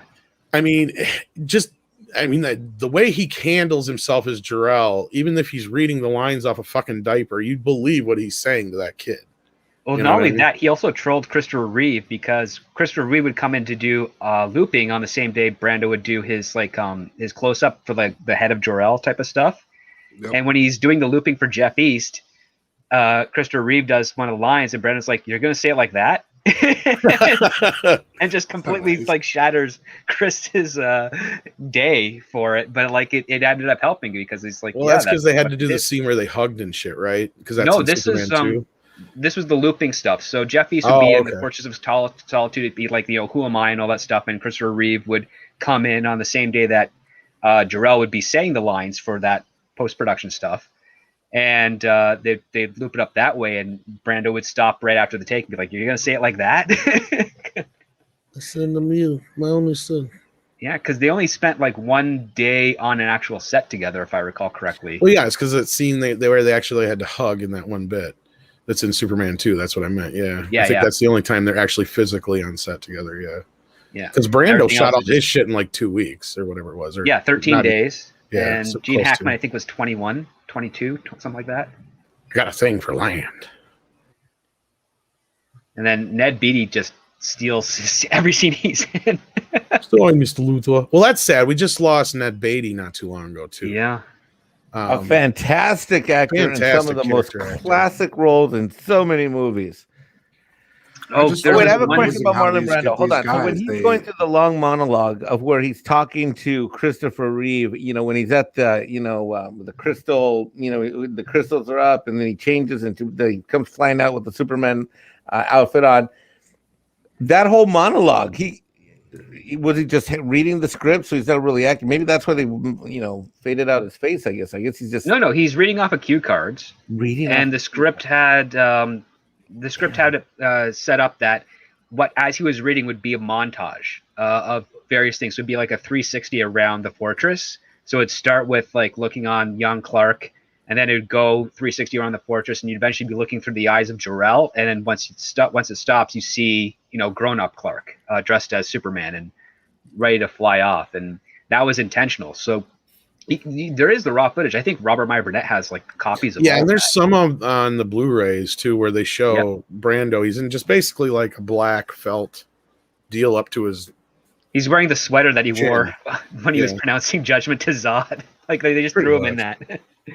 And then so they just comped out his head or whatever, and yeah, it was quick and easy for the time. But I love that bit in Superman 2 though, when he's talking to Clark and fucking Lois comes out there and she's wearing the fucking Superman shirt and nothing else, and fucking, Yeah.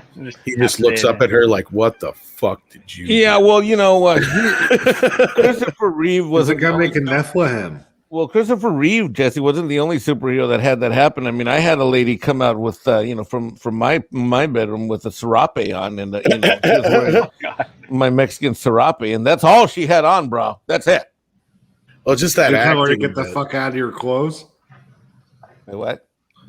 Did you tell her to get the fuck out of your clothes? No, bro. A woman wearing nothing And but why a are you serape still is- here? Bro, a woman with a serape on is all access, bro. Every angle. That's what I'm talking about. Bingo. Well, and- Ords would know. That's what's up. Look, kindred spirits, my friend. yeah. And I'd love to talk about Richard Donner all day long, and I'm sure we will talk about him quite a bit throughout the week on different streams. But there is some news we should get to. Now, this doesn't really necessarily affect us here in the U.S., but I think it's something we should take note of, and it might. And it's an interesting thing. Star Wars, Rocky, and Flash Gordon, among other classic films, to see age rating change. Oh dear. Some films, such as The Fast and the Furious and Karate Kid, also saw their ratings go down to a 12A as a result of the reviews. So some of them have been changed. Sounds like they're opening up the ratings more. A little bit, but now some of these movies, like here we go, Star Wars, Rocky, and Flash Gordon are among the classic films that have seen their age classification tightened as a result of changing attitudes, according to the British Board of Film Classification, the BBFC. In its annual report for 2020, the body explained why some movies had seen their classifications upgraded, with most moving from PG to 12A, which would be like the PG-13 equivalent here, I'd imagine. Yeah. A film that is PG or parental guidance suggests it shouldn't unsettle children aged 8 or older, while a 12A rating means that the movie should not be watched by people younger than 12 without an adult. Of the 93 complaints last year, a whole whopping 93, 27 of them were for the 1980 space opera Flash Gordon, which now seen its rating rise to a 12A due to the inclusion of discriminatory stereotypes. What the hell? Not Flash Gordon getting having the Ming's daughter go down on him while he's telepathically talking to Dale. No, and this is why I brought this story up, because if it was that script, it'd kind of be a non-story, right? Aliens. Yeah. I mean, let's be real. And back in the day when PG-13 came out, they were still playing with it. They were still trying to figure out what's what. For those who don't know, in the U.S., PG-13 came about because Indiana Jones and the Temple of Doom and Gremlins made parents lose their fucking minds. And basically, this all kind of stems back to Jaws. And so Steven Spielberg was kind of like, oh, shit. Because he basically managed to get Jaws as a PG rating. And let's be real, at that time when it came out, it probably should have been fucking R. That's awesome. Okay, yeah. Just the Quentin scene alone. Yeah, let's be real here. That movie should have been rated R. But he had an argument to be made. Now, Spielberg had an argument to be made with Jaws. If a PG-13 or 14 rating existed, then that's where Jaws would have landed, because there's no F words, there's no real nudity in it. There's mild nudity in the opening shot, and that's about There's a girl getting ripped back and forth across the fucking water with the violence and some of the blood and shit like that. Yeah, a PG-13 is probably called for. Pretty damn good. And you could argue movies like Ghostbusters would probably should have gotten a PG-13. Gremlins clearly should have been a PG-13. Indiana Jones films clearly probably should have been PG-13. There was even an argument made for Empire Strikes Back that could be made, and I guess that's kind of what's being made here too. But again, the ratings had changed over years, because back when they first started PG-13, this is what I was going to get to, you could get away with using the F word at least a couple times as long as it wasn't in a sexual connotation. You could be like, hey, fuck you, and you can get away with that. But you can say, I want to fuck you. You couldn't do that. That was R. And as far as violence goes, back when PG-13 started, they were a little bit more conservative on the violence. They wouldn't allow it as much in PG-13. It was still kind of, if they got real heavy duty violence, R was generally the place where you were headed. But that kind of changed over the years. It shifted. It went from where they showed a hell of a lot more violence in PG-13 movies, including mass violence, to switching over to where, you can't say the F word and that word and this, that, to where I'm sure Script and a few of you guys might remember but on the same note, titties are fine. They were, but not anymore. Kind of. They went to R pretty quickly you could show a couple of tits in a non-sexual situation and get away with PG-13. That was not for very long, though. I think that was like in the 90s. They nixed that shit. But short story long, though, if you'll remember the King's speech, I remember was a big deal made about it, because there's one scene where they use the F word a lot, and it's not even in a sexual way. But yet they still couldn't get it to pass with a PG-13. And I said, bullshit. If this movie came out in 1986, it'd get a PG-13, no fucking problem. What is the deal? Because we still had films up through the early 90s that had F words in them that were still getting PGs, not PG-13s, PGs. Need I remind you that the PG-rated film that arguably probably should be PG-13, but Beetlejuice has an F word in it. And he squeezes his junk. right He after also saying it. goes to the ghost whorehouse. And there's a couple other movies I can't remember offhand that just get away with an F word in a PG movie and you're just like, wow. But yeah, Well, all you of a know, sudden, Beetlejuice doesn't talk any different than anyone's dad growing up. well, I think it has For mainly those to do with of you with dad, it's a Warner Brothers picture, so it can get away with it. Now, if it was like a Columbia picture, it might not have. If that makes sense. it worked for me at the time. Anyway, so continue here. Ming the Merciless, Flash Gordon's villain, was of East Asian descent, but was portrayed by French-Swedish actor Max von Sydow. Who cares? How do you say that, Vince? Von Sydow? It's Max von Sydow. And Sydow? Okay. for starters, Ming is technically is an alien and ambiguous. Exactly. I was just going to say, isn't he from outer space? Yep. Rocky's theatrical re-release has also been upgraded to 12A. Now, this is one I don't understand. To moderate violence, mild strong language, and domestic abuse. What? What? Who gets domestically What the abused? The fuck? fucking turkey? What the? Polly. the beef that Rocky punches in the the No, freezer? it's because of Polly. The way Huh? Pauly Because he treats his yells at her sister. for a little bit. Now, granted, Paulie's a dickhead in that movie. We're not going to argue this point. Yeah. But does he step over the line so far that I'd call it abuse? No, I think it's more so like, you know. I say no. I'm telling you, that's exactly why they did it. And it doesn't matter that later on in the later movies after she died, he was like, yeah, he was crying. He was like, you could look back at it good because you were good to her. I wasn't. Yeah, he was a Doesn't matter. dickhead to her, but I don't know if I'd call it abuse. I mean, I yeah, wouldn't he was either, but- abusive at points when he was Not. drunk. Come But- on. She was there by choice. She could have left any time. I remember the time when men were men and society was society and damn meat and potatoes. I don't even know what to say right now. And That's what I'm honestly, talking about. Let's look at it from his perspective in that scene. He's probably not wrong. He's blown off a lot of steam. He probably spent the last 10 years raising his sister, you know, because we don't know how long he's been taking care of her, but he clearly has been. She's an introvert. She barely has a Oh, yeah, job. until She she don't talk met to Rocky, anybody. she acted like a goddamn mute. Well, that's what I'm saying. So, like, I mean, he's probably blown off all his steam. He has, you know, he wasted the best years of his life raising his sister where he never met a wife, you know, so she's kind of taken over the house duty roles. So that part, I don't know if that was necessarily him forcing her into that. She just did it probably out of choice. And so, yeah, these two fell into this rut. I would call it more of an argument than I would a abuse, because you don't see it more than the one scene. Because otherwise, he's like, you got to take out my sister and all that kind of shit. You know, he's like trying to get her to go out and do shit. It's not like he's trying to keep her at home. You know what I mean? It'd be different if he's like, That's your very home true. is in the house. You know, he doesn't do any of that kind of shit. He's like, get the fuck out. Go do something. You know, he's like, Yeah, like the only time he gets really upset is when he finds out that Rocky and her have been together. And Well, he's that like, "You wasn't broke even. my And sister." honestly, you know damn well that it wasn't about him and her. That was about him and him. Yeah. That was because she was coming between them. And anybody who can see the film knows the movie. It don't even take one of those people like Roger Ebert to break it apart to tell you that.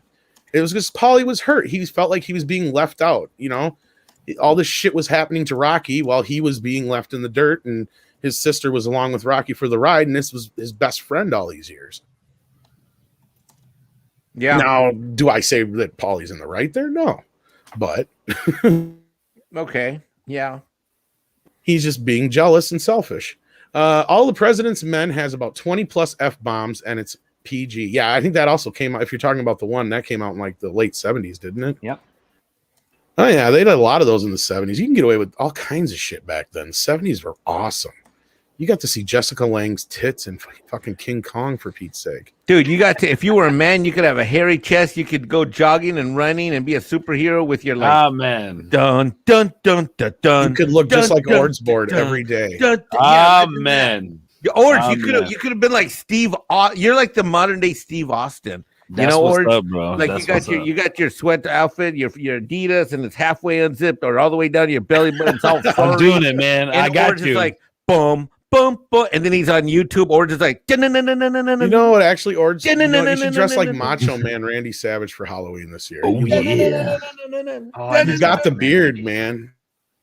Oh, with the glasses. Oh, and the hat. Yeah. Oh, I'm totally. What's up, Fred? How are you, brother? Good to see We you, got man. Fred Sacco coming in here with a $5 super chat. Thank you so much. Says, I would argue The Star Wars sequel trilogy should have been rated R for re. Well, anyways. Yeah, Fred's awesome. Honestly, Fred's I don't awesome. even know how those got PG-13 ratings other than they just wanted them to. Like, it's just because they said so. Because, yeah, there's Those nothing are G in them. films. Those are really pretty light. Yeah. At best. But anyway, to finish off this short article here, it says Rocky's re-3 after while the latest version of Star Wars, The Empire Strikes Back, meaning probably the special edition, has been given a new PG rating from its U for moderate violence and mild threat. The Lord of the Rings, The Fellowship of the Ring has been classified, moved up to 12A for its moderate fantasy violence and threat. What the heck is threat? Movies I don't don't threaten fucking people. know. They felt threatened. It's called They felt scary threatened stuff, walking ain't down it? the street. I don't fucking know. It's got scary stuff in it. Care Bears is going to be rated R. And evidently, before you for know some it. reason, the Fellowship was the PG's equivalent for all this time, even though the last two were not. Also upgraded was The Elephant Man, which stars Sir Anthony Hopkins and Sir John Hurt, which is now a 12A for moderate threat and unsettling scenes and injury Okay, detail. wait. First off, way to change the rating on a movie literally no one born this century is ever going to watch. Ever. Probably not likely, unless they get down a rabbit hole. Unless they're in film school, yeah. Unless you're in film school. However, not all changes resulted in films seeing their classifications tightened, with films like The Karate Kid seeing its rating go from 15 to 12A. That I can see. That one's pretty. Oh yeah, tame. Karate Kid's kind of like a harmless movie when it comes to like, influence. The worst or in there is like piece of shit. I think he calls his bike at one point.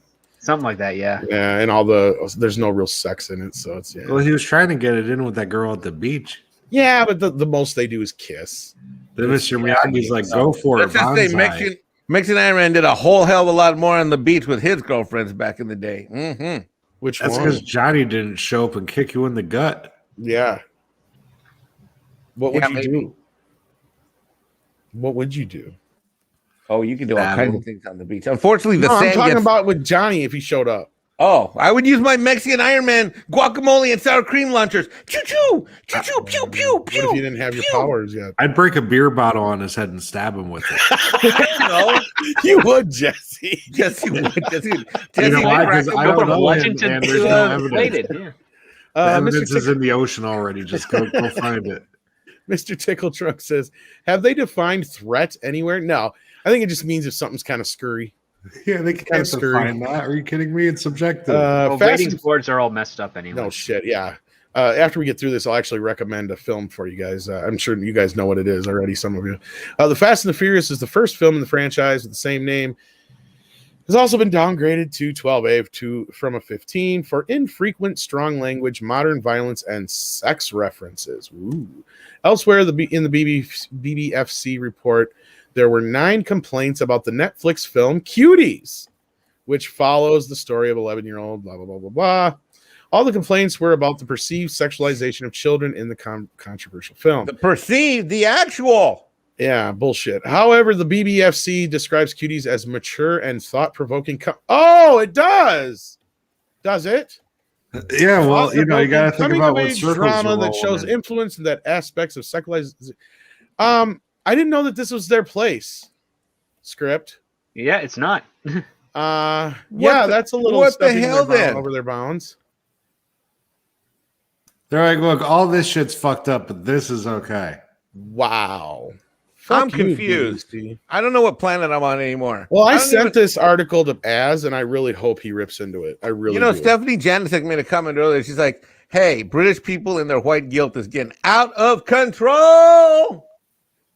Okay, hold on. I'm going to scream to my British brothers across the pond. Hey, from a guy with dark skin, it's okay, white people. You can let off now in Britain. We're good. Thank you. We're okay. We made it. We have our own taco trucks. It's all good. Oh, wait. Australia, too. Yeah. Wait, hold on. Let me go the other way. Australia was the prison. They're okay. They don't have to worry about Canada, yeah, you need to stop too. The brown skin, we're okay. Brown people are okay here. We're good. Okay. All right, Tom.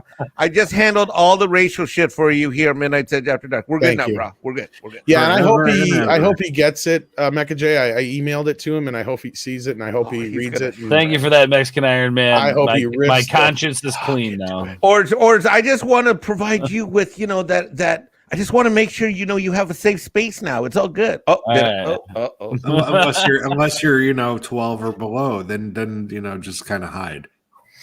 Eric K coming in with $1.99. How you doing, buddy? Says Gargamel is scary. Make it R-rated. He yells. Yeah, no shit. Wow, fuck. And everybody's so goddamn sensitive anymore. Wait. Let's not miss an opportunity. Now, how do you think a real R-rated Smurfs movie would go? It'd be nonstop fucking train on dude, are you Smurf. Dude, are you It'd kidding? be more of a massacre with what's his name, just Dude, killing them all. if the Smurfs were modern day, fucking that little Smurfette hoe, she'd be having her own OnlyFans blue page, bro. She'd be Totally, behind the paywall. Yeah, You ain't lying. Smurf dude. books. He's sitting there on a Twitch fucking stream. Yeah. You fucking Smurfs, get a fucking Smurf. Only Send me Smurf. 5 If Smurfs you guys now. are gonna Smurf me more, then I want you give me more of your Smurfs, please. You fucking Smurfs suck. You can't afford 5 Smurfs? That's ridiculous. Go out and get a job. If you're watching me right now, then you have time to go get a Smurf. Get more Smurf berries, yeah. Yeah. Mr. Tickle That's the Trunk. currency. On behalf of Canada, I want to say I'm sorry. Well, we're sorry you're sorry, eh? Ader, it's okay. It's okay. You're Surrey. We forgive you. It's all good there. Okay, I have an embarrassing Smurf story. Please. For Halloween when I was young. What? Okay, Who hold on. starts That sentence? Or I have an embarrassing. Okay, He's Mexican gonna tell Iron Man some has. weird ass shit from when he was a kid. All right, I'm yes, intrigued. I feel like I gotta let it go. Okay, I gotta be honest with the people, the chat and stream. I gotta be honest. We're having a moment of disclosure here, Mexican Iron Man. Okay, we gotta have these periodically. Here we go. So when I was younger, I can't even believe I'm gonna admit this. I went as a Smurf for Halloween, and I painted, and I was like shirtless, and I painted my entire body blue. And I found a pair of white jeans at Marshall's. I cut them down to the knee, and with sandals on, I went out trick or treating with nothing but white cutoffs and blue. Why did you cut them off? They don't have cutoffs. They just have. They were hard as fuck to Flood walk pants. in as they were. Dude, let me guess. Everybody thought you were the Hulk, but you're just a colorblind motherfucker. Dude, yes, I look like a Mexican entry, and let's just say that. Let's just say I was body accurate in terms of the Smurf body. Okay, let's just say it was body accurate, right? It's not like I was all chiseled and shit. But basically, I painted my entire body as blue. Look at Script's shirt. See that blue right there? Yep. That is exactly what my entire body was, forehead to belly button. That's awesome. Oh, and I did my footsies too. I did my footsies.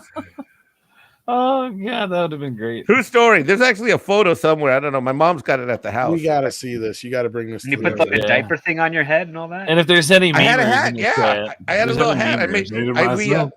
used can a see pillowcase. people. They'll just be like, "That poor little Mexican boy can't afford green paint." No, I mean, we could Blue afford the Hulk, blue that's a new shit. one. I made the hat out of a pillowcase. My mom was so fucking pissed because I cut it up and then I used a stapler, right? Did you And then, throw what a did you shoe do? at It was for from that? her matching, from her like nice set, with the display pillows, and it had a little lace on it, and I Had to go, man. Had to go. You yeah. needed it. Oh, she was so pissed, but I did it anyway. So yeah, this rating thing though, I want to say there's a documentary out there called "This Film Is Not Yet Rated." Check it out. that's It was good. on YouTube for a while. It's an older documentary, but it really breaks down the rating system in the U.S. And I gotta imagine the rating system in the U.K. ain't much better.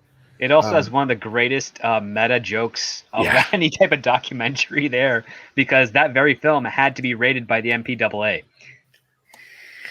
So they were watching themselves being spied on by a private detective. What? Nice. Oh my god. Well, and I think half of them ended up retiring after that too. Yes, Yeah. pretty much. They got out.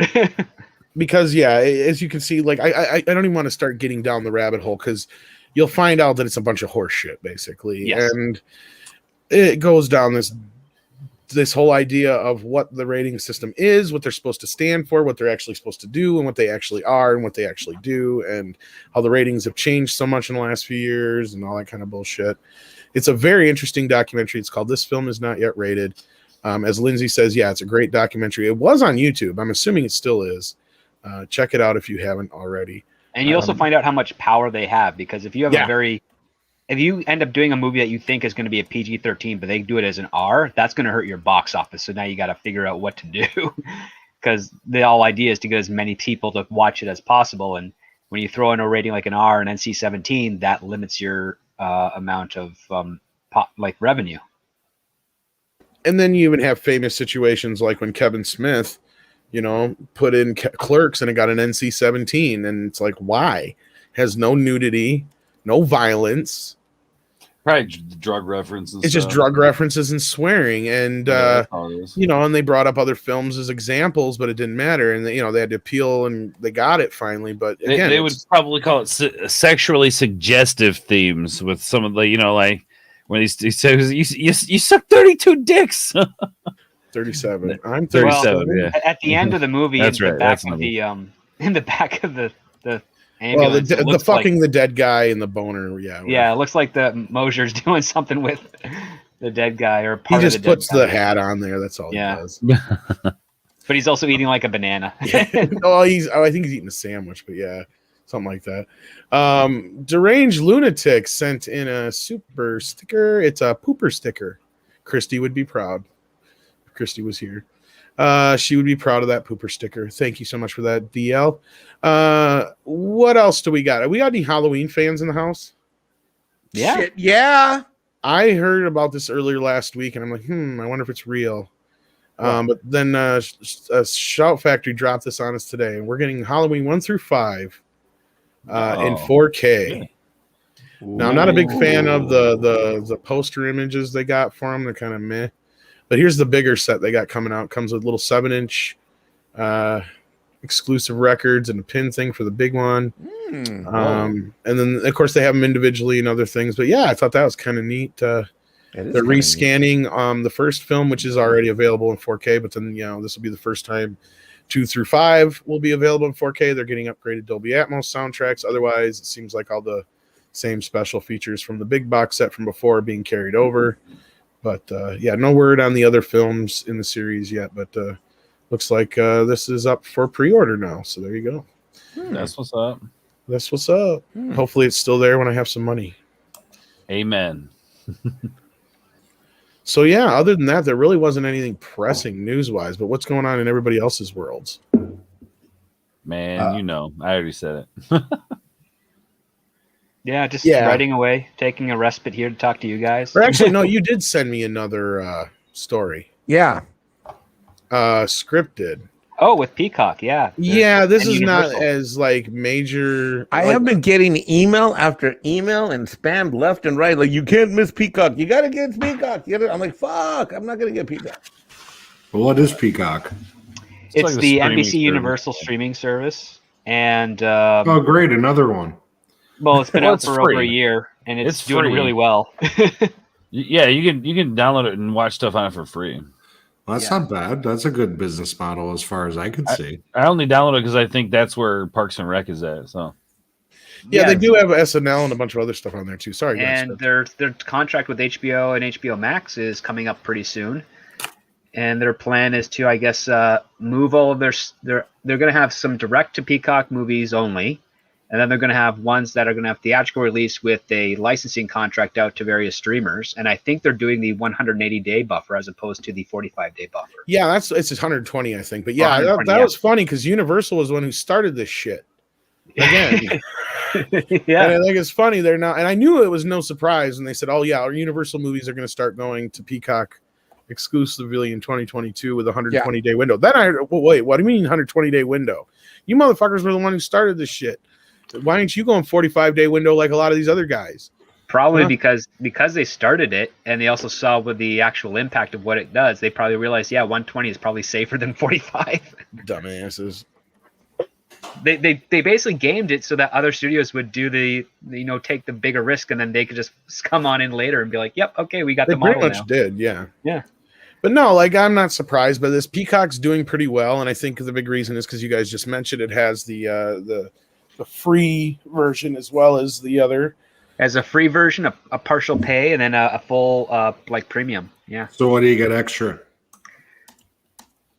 Well, I mean, basically, your free version comes with like commercial ads. Your partial one has no ads for your basic stuff, and for some of your video on demand things, it has a little bit of ads before and after. And then your premium one has just 0 ads. So, I like commercials. yeah. As a matter of fact, You Tom, like commercials? Well, when Tom used that commercial of the claymation red fire hydrant, I mean, who doesn't remember that? Oh, from the After These Messages stuff. Yeah. Exactly. Yeah, Some that's the commercials ABC are good. cartoon, morning cartoon stuff, right? I think. Mm-hmm. I'm like, what 3-hour compilation video did he pull that out of? It was taking forever. What? I said, what 3-hour compilation video did he take that out of? Because that must have taken forever. I have no idea. I was talking to people in the chat. I missed that. And now, Yeah, Wait. that. What No, was that's an that? older one. That's an older one. That's after these messages, we'll be right back. Oh my God. Those Where the hell do you things. get that shit from? That's what's Exactly, up, dude. YouTube, man. He watches a 3-hour montage of the 80s freaking Saturday morning cartoons till it comes Oh on in my a God. commercial. I'll say I've got a No few of those way. clips. I got a few of those clips. I got one where it's like, and now back to the Transformers. I love Yeah. it, man. I That's missed nice. me radio last night because I had to get some sleep. Oh, if I do it tonight, I don't know. I might. Was there anything going on in the news otherwise, though? I think due to everything, everybody being off last week, I don't think there was. it was a long weekend. Not a whole lot was happening. Sadly, Richard Donner passed away. But again, Yeah. 91 is nothing to shake a head at. That's a No. long time. Like I said, the only sad thing for me is I wish we would have got the last Lethal Weapon film so he could have had one last hurrah with the gang and all that. Now I really hope it gets made just so they can dedicate it to him, and I do hope that. And if it sucks, his name isn't on it. True. I think if they let Mel do it, and if they already have a script ready, and they just don't deviate from that, I think they'll be fine. Yeah. I think they'll be all right. Nikki D coming in with a question here. Do you think that Disney will start including commercials for their streaming content, or do they just increase the subscription price? Both. Yeah, I think they actually know this Totally. confirmed right now. They're raising Then the they'll price. charge you $30 to watch a movie. Yeah. Besides that, no, they're actually they're raising the price of the standard Disney Plus subscription, and then also they've been talking about doing a commercial version that would be cheaper. So both would be the It answer. would be Yes. about $4 more than what the original Disney price launch was. I think it was like $10.99 with commercials is what the That tells you how bad and awful their analysis game plan was for the launch of the stream, and how far it's fallen off from their projections. If they don't get Mel, if Mel's like, no, I can't do both, since he would probably be the star of Lethal Weapon 5, to go back to that real quick, because everybody seems to be in unison, like, yeah, he could do it. not unless he's the captain, like he's in Dick Donner's cousin's position at this station, right? Well, if he's like, no, I'm too in the movie too much, maybe they should get the guy who did Fat Man, Oh yeah, because I think he could handle it plausibly. he could. I mean, I think the one thing that also you should probably bring up is like Donner didn't get any say with the Lethal Weapon TV series, and that TV series I thought was abysmal. It was just. Who I'm did? surprised you even tried it. It looks like garbage. And then Damon Wayans like sabotaged it basically. Yeah, Damon Wayans sabotaged it. The what they should have done is basically just made a series that took place in between the movies, and made them canon. It's just threaded all together. Honestly, I think they should have just left it alone. Yeah. It was a worse There's idea that than too, the yeah. Rush Hour one. And even that was like, oh, Rush Hour. No, you can't do Rush Hour was a single season piece of garbage. I think that's Jackie Chan and Chris Tucker. Without them, you might as well just say fuck it. Oh yeah, that's obvious buddy comedy, man. That's not a serious movie. Well, no, it only works because of those two. Now, Lethal, like I said, you can pass the generational torch. Mhm. You just kind of, especially if you got a woman to add to the mix too. Since the one had a daughter, you just have them, doing their thing and coming up in the ranks and whatever. And you can still have the other people around and stuff like that. And you don't have to make 12 movies off them. It's just that's all we need is just one more to say, okay, if not, I'm fine with 4 being the end. 4 was a great It was a good finale. send off. Yeah. The other part too is like, I mean, the Lethal Weapons film are technically like a modern noir, not like it's an adjacent genre to the noir because it's got this stylized approach, this stylized narrative, this buddy cop aspect that's not like any other buddy cop of that decade, and even anything that followed. Like nobody's been able to replicate Lethal Weapon.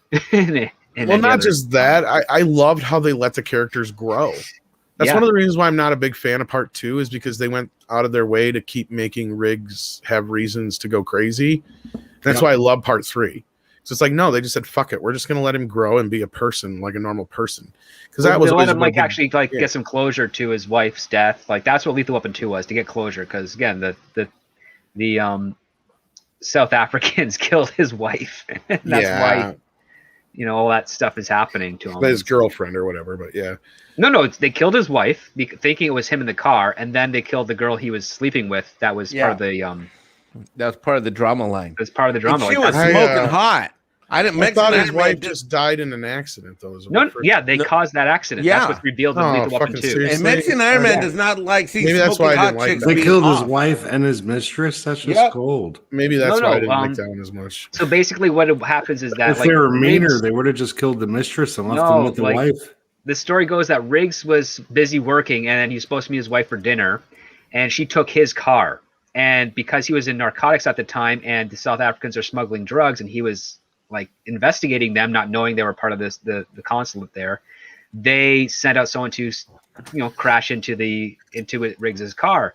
Right. And because Riggs had long hair and all that stuff, and they thought that's who was driving, but they found out no, it's his wife, so they just took off. And that's what Riggs ended up finding out, is that these are the guys that killed his wife, causing him all of this pain and trouble and all that stuff. And now he gets his revenge. Mm-hmm.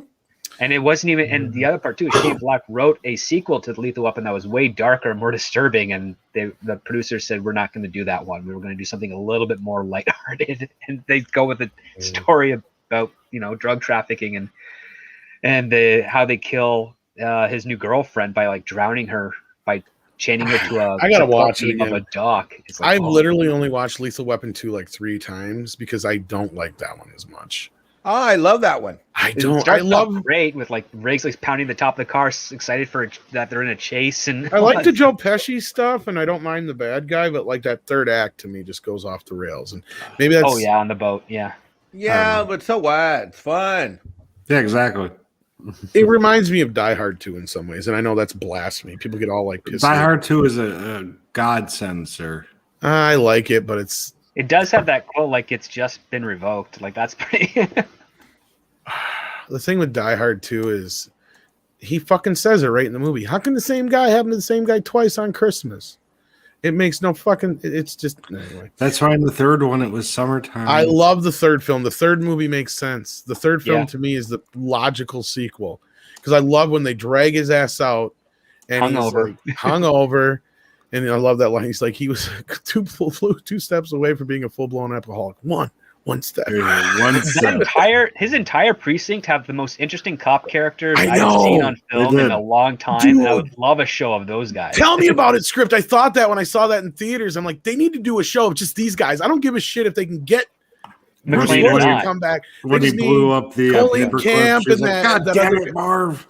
Yeah, all those guys. They just need all those guys doing their own fucking show. I was like, I'd watch that every week. Yeah, it'd be way better than NYPD Blue at that time. It would just be like, oh my god. You didn't like NYPD Blue? Well, it was cool because it was basically the guys running the city. Because that Native American guy, I can't think of his name. Oh, I know who he is. He's a Canadian dude. He was really the fire marshal. Oh, he's the fire marshal of the city, and then she is like the head of the something else. I can't remember what now. And like, so all those guys are in there, and then the chief of police. And then you had the bomb squad guy. So all these people are the head of whatever. And I think the other guy's the head of SWAT or whatever, the more scrawny looking guy or whatever. Well, the dude with the mustache is the captain of the precinct. Yeah, he's the captain, right? No, but I'm talking about the dude with the glasses who gets killed. I think he's the head of like either SWAT or something like that. But like, they're all like, basically you got the heads of all the departments right there in that little room. I love that idea of that little show. You know, and then they have to drag McClane.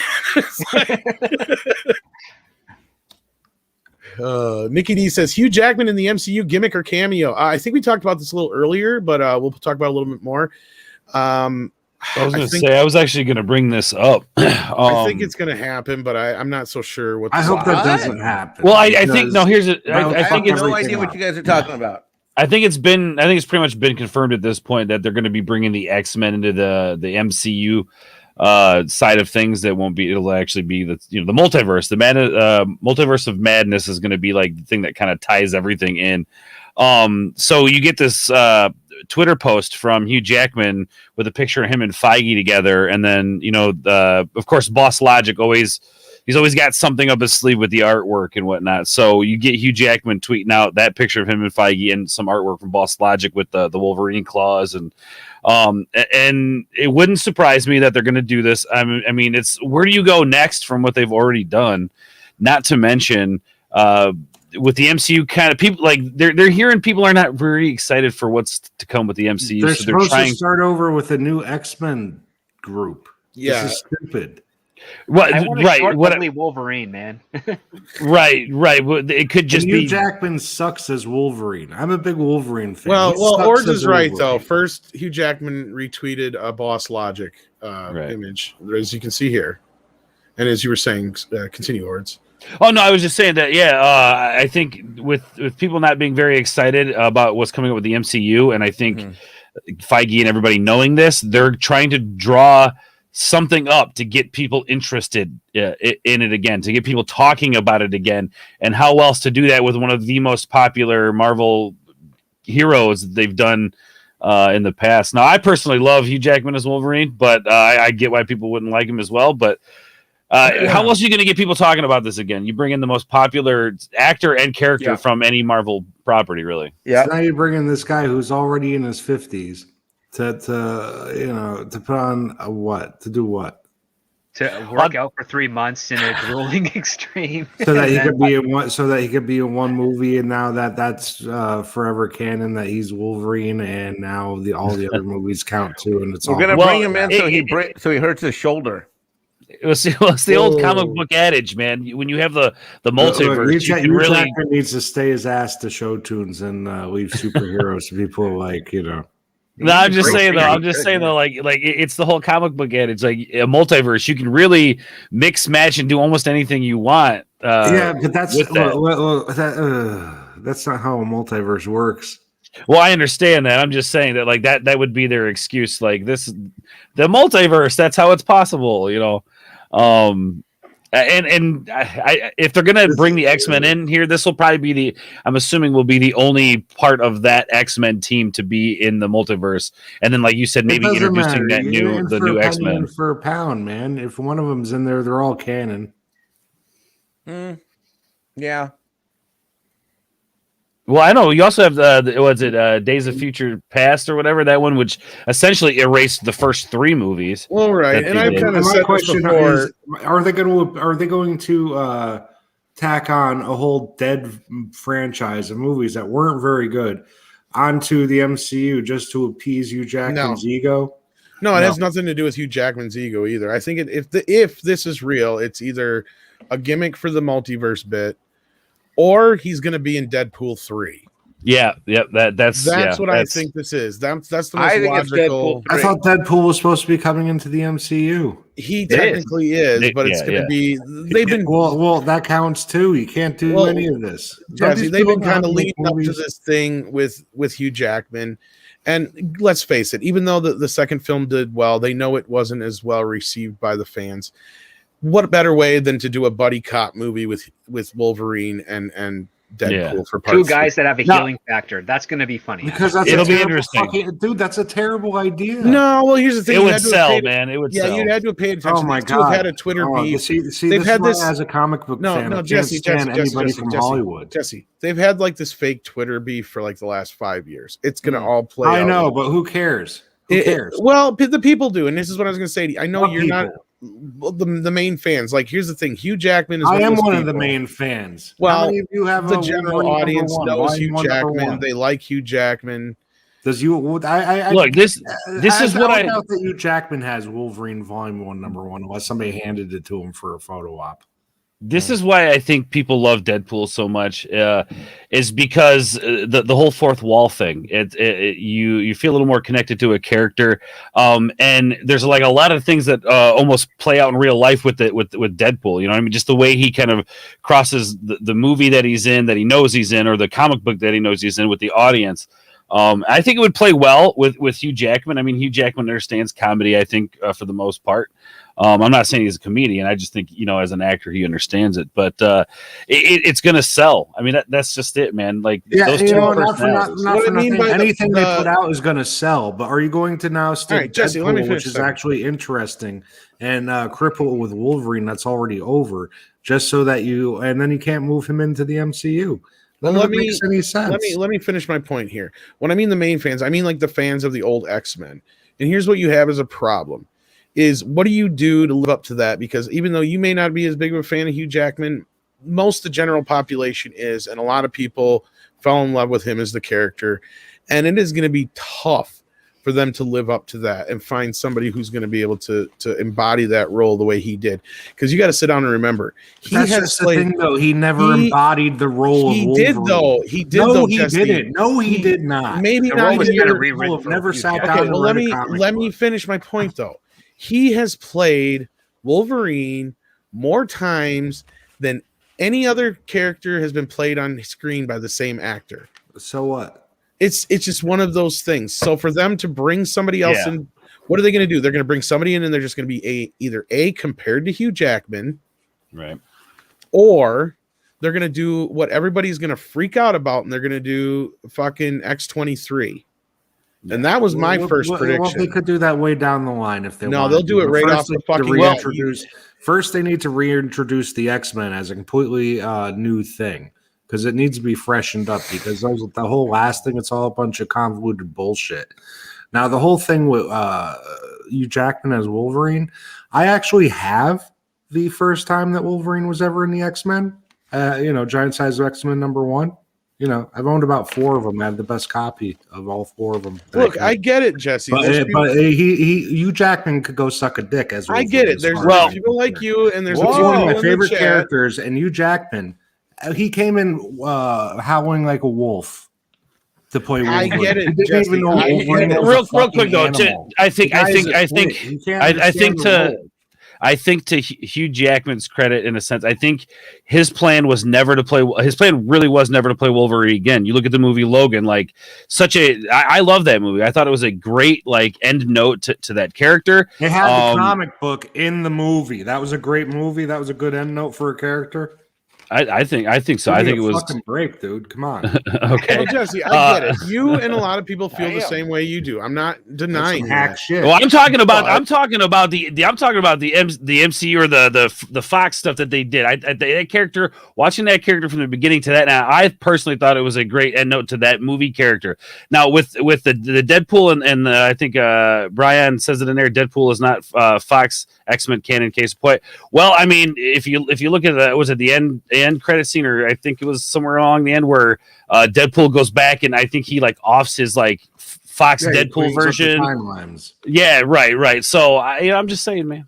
That's no, and I'm not expecting you to accept anything I'm going to say outside of. I get where you're coming from, but the fact that Hugh Jackman is known to the masses and the movies were successful, you're never going to be able to change that. Yeah, but my point is that any movie is going to be successful because the masses are a bunch of morons. They'll eat whatever you spoon feed them if you give them a Marvel movie. Just slap Marvel on it. It's okay. I think you got to give. There's people out there who know. They're not vocal like us. You know what I'm saying? And I'm also one of those where I don't expect everything I get in the comic book movies to be exact reflection of what's on the page. Right. I understand. I don't believe Jesse's a true Jesse. I don't believe you're a true fan unless you can fork up a picture of you dressed up all furry like Wolverine, like I did as a Smurf.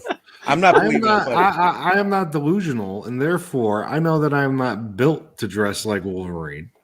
Therefore, I will not dress like Wolverine. Well, I was built like a not Smurf. made for spandex unless I get a personal trainer. And I think Gonzo Wim says it the best here. Hugh Jackman is to Wolvie as Christopher Reeve is to Superman to the mainstream, and that's all I'm saying. Yeah. Non-comic fans, I agree with Jesse though. Give me a short, stocky Wolverine, and even comic fans We all understand that, but I cannot deny what effect Jackman. I don't care if you gave him an M60. He can't sell tough. Wolverine is a gritty old bastard. He's like the type of guy you find on a job site. You want to find a good Wolverine, go to a few job sites. You'll find about. I'm not disagreeing with you on that part, but I'm just telling you what's going to happen. Because he's also an actor who never wore a Wolverine costume, even though he played the character for 20 years. Like, they're not gonna. You're either gonna get. Look, Jesse. This is what's gonna happen now. Either you're gonna get Hugh Jackman back for a little bit, for like 2 or 3 more movies. Yep. Or because I won't pay a dime for that. Okay, but I'm just saying this is what's gonna happen. All right. Or they're going to turn around and it's going to be X-23 from the start, meaning it's going to be female Wolverine. That makes no sense without a new Wolverine. And otherwise, it's going to be and Sinister, a racially bent Wolverine, because now they're pushing this whole idea. So now it's got to be Black Wolverine. Should be. Bet you Hugh Jackman looks good after that shit. Oh, he's going to be Ben Vereen. It's going to be Ben Vereen. Oh my God, that I'll get behind. Come on, that was a good one. Well, that is a good one. Yeah, he will do a better job. And I'm just saying, it's like we're at this point where I hate to tell you, Jesse, I love you, brother, and you know this, but you're just going to have to face the fact that we're probably never going to get a comic to screen accurate Wolverine in our lifetime. We're never going to get a good X-Men movie, let alone a good Wolverine. Not likely. I don't hold any big, I don't hold much faith into it. I mean, out for it. I mean, look, the MCU has shown its true colors now in the last few. You know what you need is a super rich nerd who gets himself into a position of power. I think what I need is, and now I know what triggers you. I'm going to use this all year long. Hugh Jackman, man. Wolverine is an icon.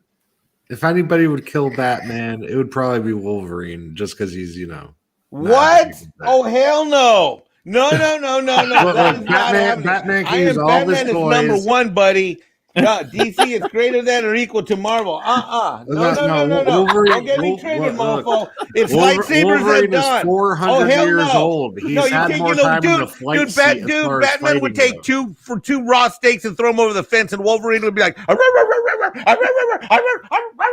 and he'd be gone. All right, let's get superpowers and manifest, our versions of these characters and fight them like battle bots. Dude, lightsabers are done. Let's go, buddy. You know what? Hey, wait. I love Mexican Iron Man. Jesse, I gotta go see my kid. I'm gonna go visit my kid in the next month and a half. I'm gonna come visit you. We're gonna tape a mini lightsaber duel. You're gonna show up on my driveway like, dude, I'm gonna show. You watch. I'm gonna bring my camera. We're gonna tape it. We're gonna do a lightsaber duel. Whoa, for Wolverine? No, you have to wait for me to. You have to wait for me to link the Bluetooth speaker to my phone so it could start going. Dun, dun, dun, dun, dun, dun. Okay, Nikki D wants to keep this fight going. Will they even be called the X-Men in the movies? Probably not. Probably not. The rumor going around is they'll lean heavily more towards the mutant moniker. The X people. X mutants. X something. I don't even know. Well, they'll probably use more titles like X-Force and things like that. They ended the whole story with the Ultimate Universe anyway. It's all dead material. Look, I don't want to be the bearer of bad news here, bud, but Disney owns the fucking X-Men now, Jesse. I mean, what do you expect? I know, and they're trying to do this Mickey Mouse bullshit. It's fitting. It's quite fitting. I'm not asking you to accept it. I'm just telling you what reality is here. Yeah, I know. Well, if it's reality, doesn't he have to accept it? One voice against the crowd telling these people this is a terrible idea for a number of reasons. Let them learn. I know how you can get a new Wolverine. Start a GoFundMe. How about that? I think much. I think to a lot of us fans, I'm not going to make money off of it, so I'm not going to start a GoFundMe to save it.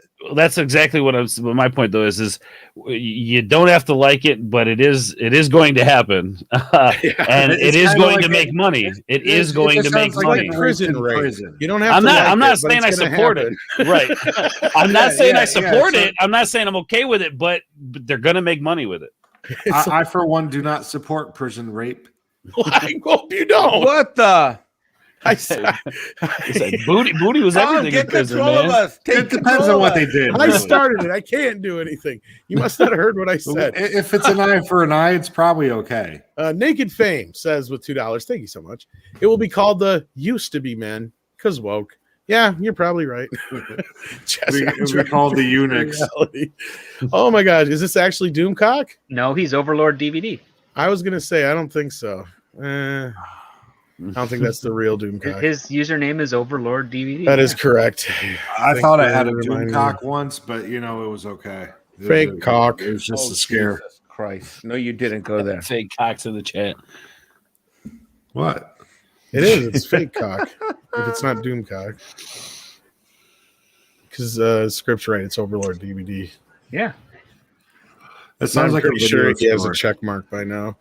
No, I don't think he has a check mark, but he's definitely he Overlord should. DVD. Yeah. How do you get a check mark? How does that work? You That's just got to YouTube. apply for it when you get 100,000 subs or whatever. Oh. Or unless you're Brie Larson.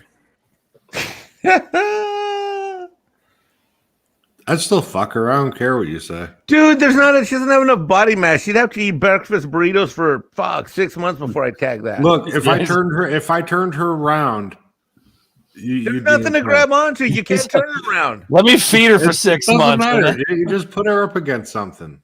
Dude, she just looks like such a future ex-wife. She just has that vibe. You know what I mean? She just has that future ex-wife, like smoking hot today, a pain in the ass tomorrow, and maxed out charge cards later. That's why you don't marry him. Hey, No.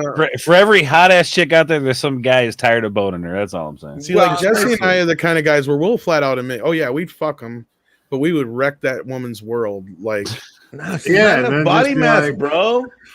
she would be like, you're so ruined for any other man. If she were at ever UFO, again. she'd be like one of them twiggly little log looking UFOs. And the trick Wouldn't even be is, and around Jesse one. knows, is you fuck the shit out of him, you make him go, ooh, and then and then when she's like, I love you, and you're like, yeah, fuck off.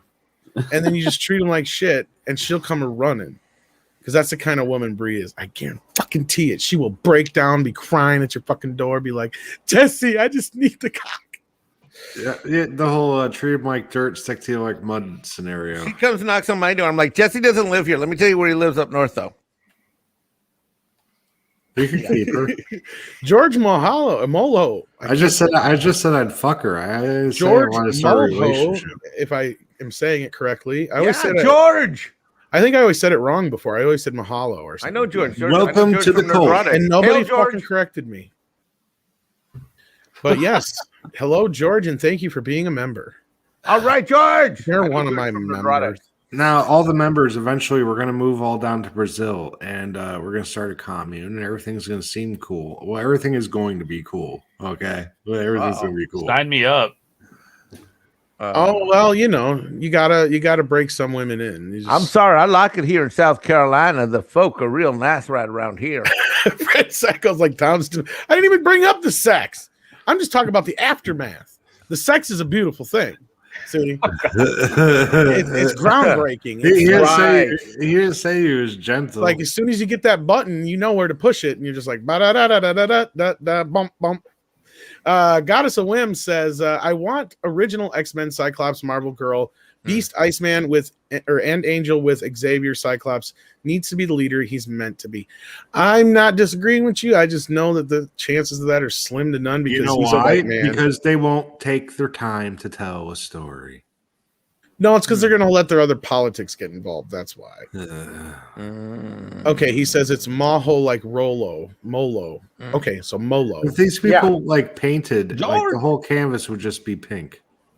Well, the thing is that one of Disney's and for unfortunately Marvel's acquiescence to it is that they're not taking in directors and writers that are actually have creative muscles to stretch. They're taking in people that are kind of green with a little bit of experience under the belt that will do as they're told, and we're seeing the results of that, and it's not great. And it just goes back to like the first three Marvel films. Like, say we will about Thor.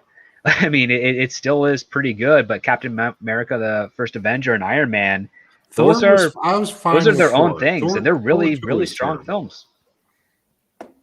What's wrong with Thor? Why do people not like that? I don't know. Thor. I enjoyed Thor as well. I mean, it's pretty good, but it didn't have the same type of popularity or resonance. Oddly enough, weird. Thor Ragnarok hit harder with the majority of the populace than the first two Thor films combined. Number 2 was shit. Okay, but Yeah, number number 3, 2 had a whole lot Ragnarok. of problems. Yeah. I've always given Marvel credit for following the actual story of Ragnarok close enough. Like it's a lot different, but close enough. Mm-hmm. And it was fun. I thought. But no, I would say the first Thor movie was fun. It matched in the tone of its compatriot films from Paramount, and like Chris Hemsworth did a great performance. I mean, the one thing that really makes it stick out is you got Hawkeye's little insert scene where he's up in a freaking like cherry picker, just commenting on what's going on down below. Mm-hmm. It's silly, but trying them to set up for the Avengers But yeah, like those first three, those are like the quintessential Marvel films, and from them you have all this potential that could have came from those films. But once Disney got involved, you see how quickly it gets watered down and removed. Yeah. Gonna have to agree with you there. Get ready.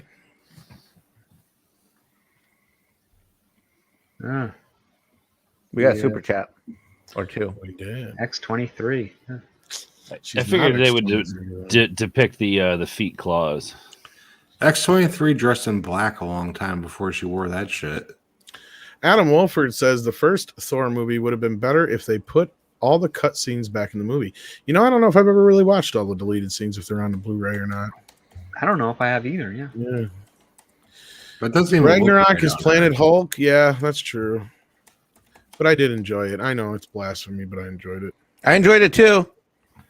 All right. Well, I think we're gonna get out of here anyway, Mike. So you don't have to go do that. All right. You can just wait a second. I think we beat this thing to death. Is there anything anybody's got going on they want to plug other than check out Ordsboard's Twitch, which the link is in the description. Head on over there so you can. I'll probably be live later. Yeah, I'll probably be. I'm trying to get the watch time there. So there you go. So help him out as best you can. And Mike, you got anything coming up? Script? Jesse, I'd like to promote this weekend. We're going to be having a Meet After Dark Hugh Jackman Wolverine party here that I'll be hosting. Oh my god! Where you all wear speedos and pass around the lube? Amen. Ooh. With special guest commentator Jesse will be sitting in on the. I won't be anywhere near that shit, dude. We're gonna do every movie. We're gonna go to 24-hour like just thon. We're gonna go just so I can tell you why each one of them sucks. That's what's up. I'm gonna call it a jackathon. Get it? I'm sorry, K-Mac. We can start over just for you. What you're gonna have to do though is take that little red knobby jobby thing at the bottom of the screen and pull it all the way back to the beginning, and we'll start all over. Okay? What I would like to say is, if we can, everybody, just give me let's go with let's think. What can we do? Let's do give me a D in the chat stream to remember our grid man Donner. Give me a D, everybody. Give me a D. Please do. That's all. And with that, let's all say we love money. Money good. Yes. And lots of money.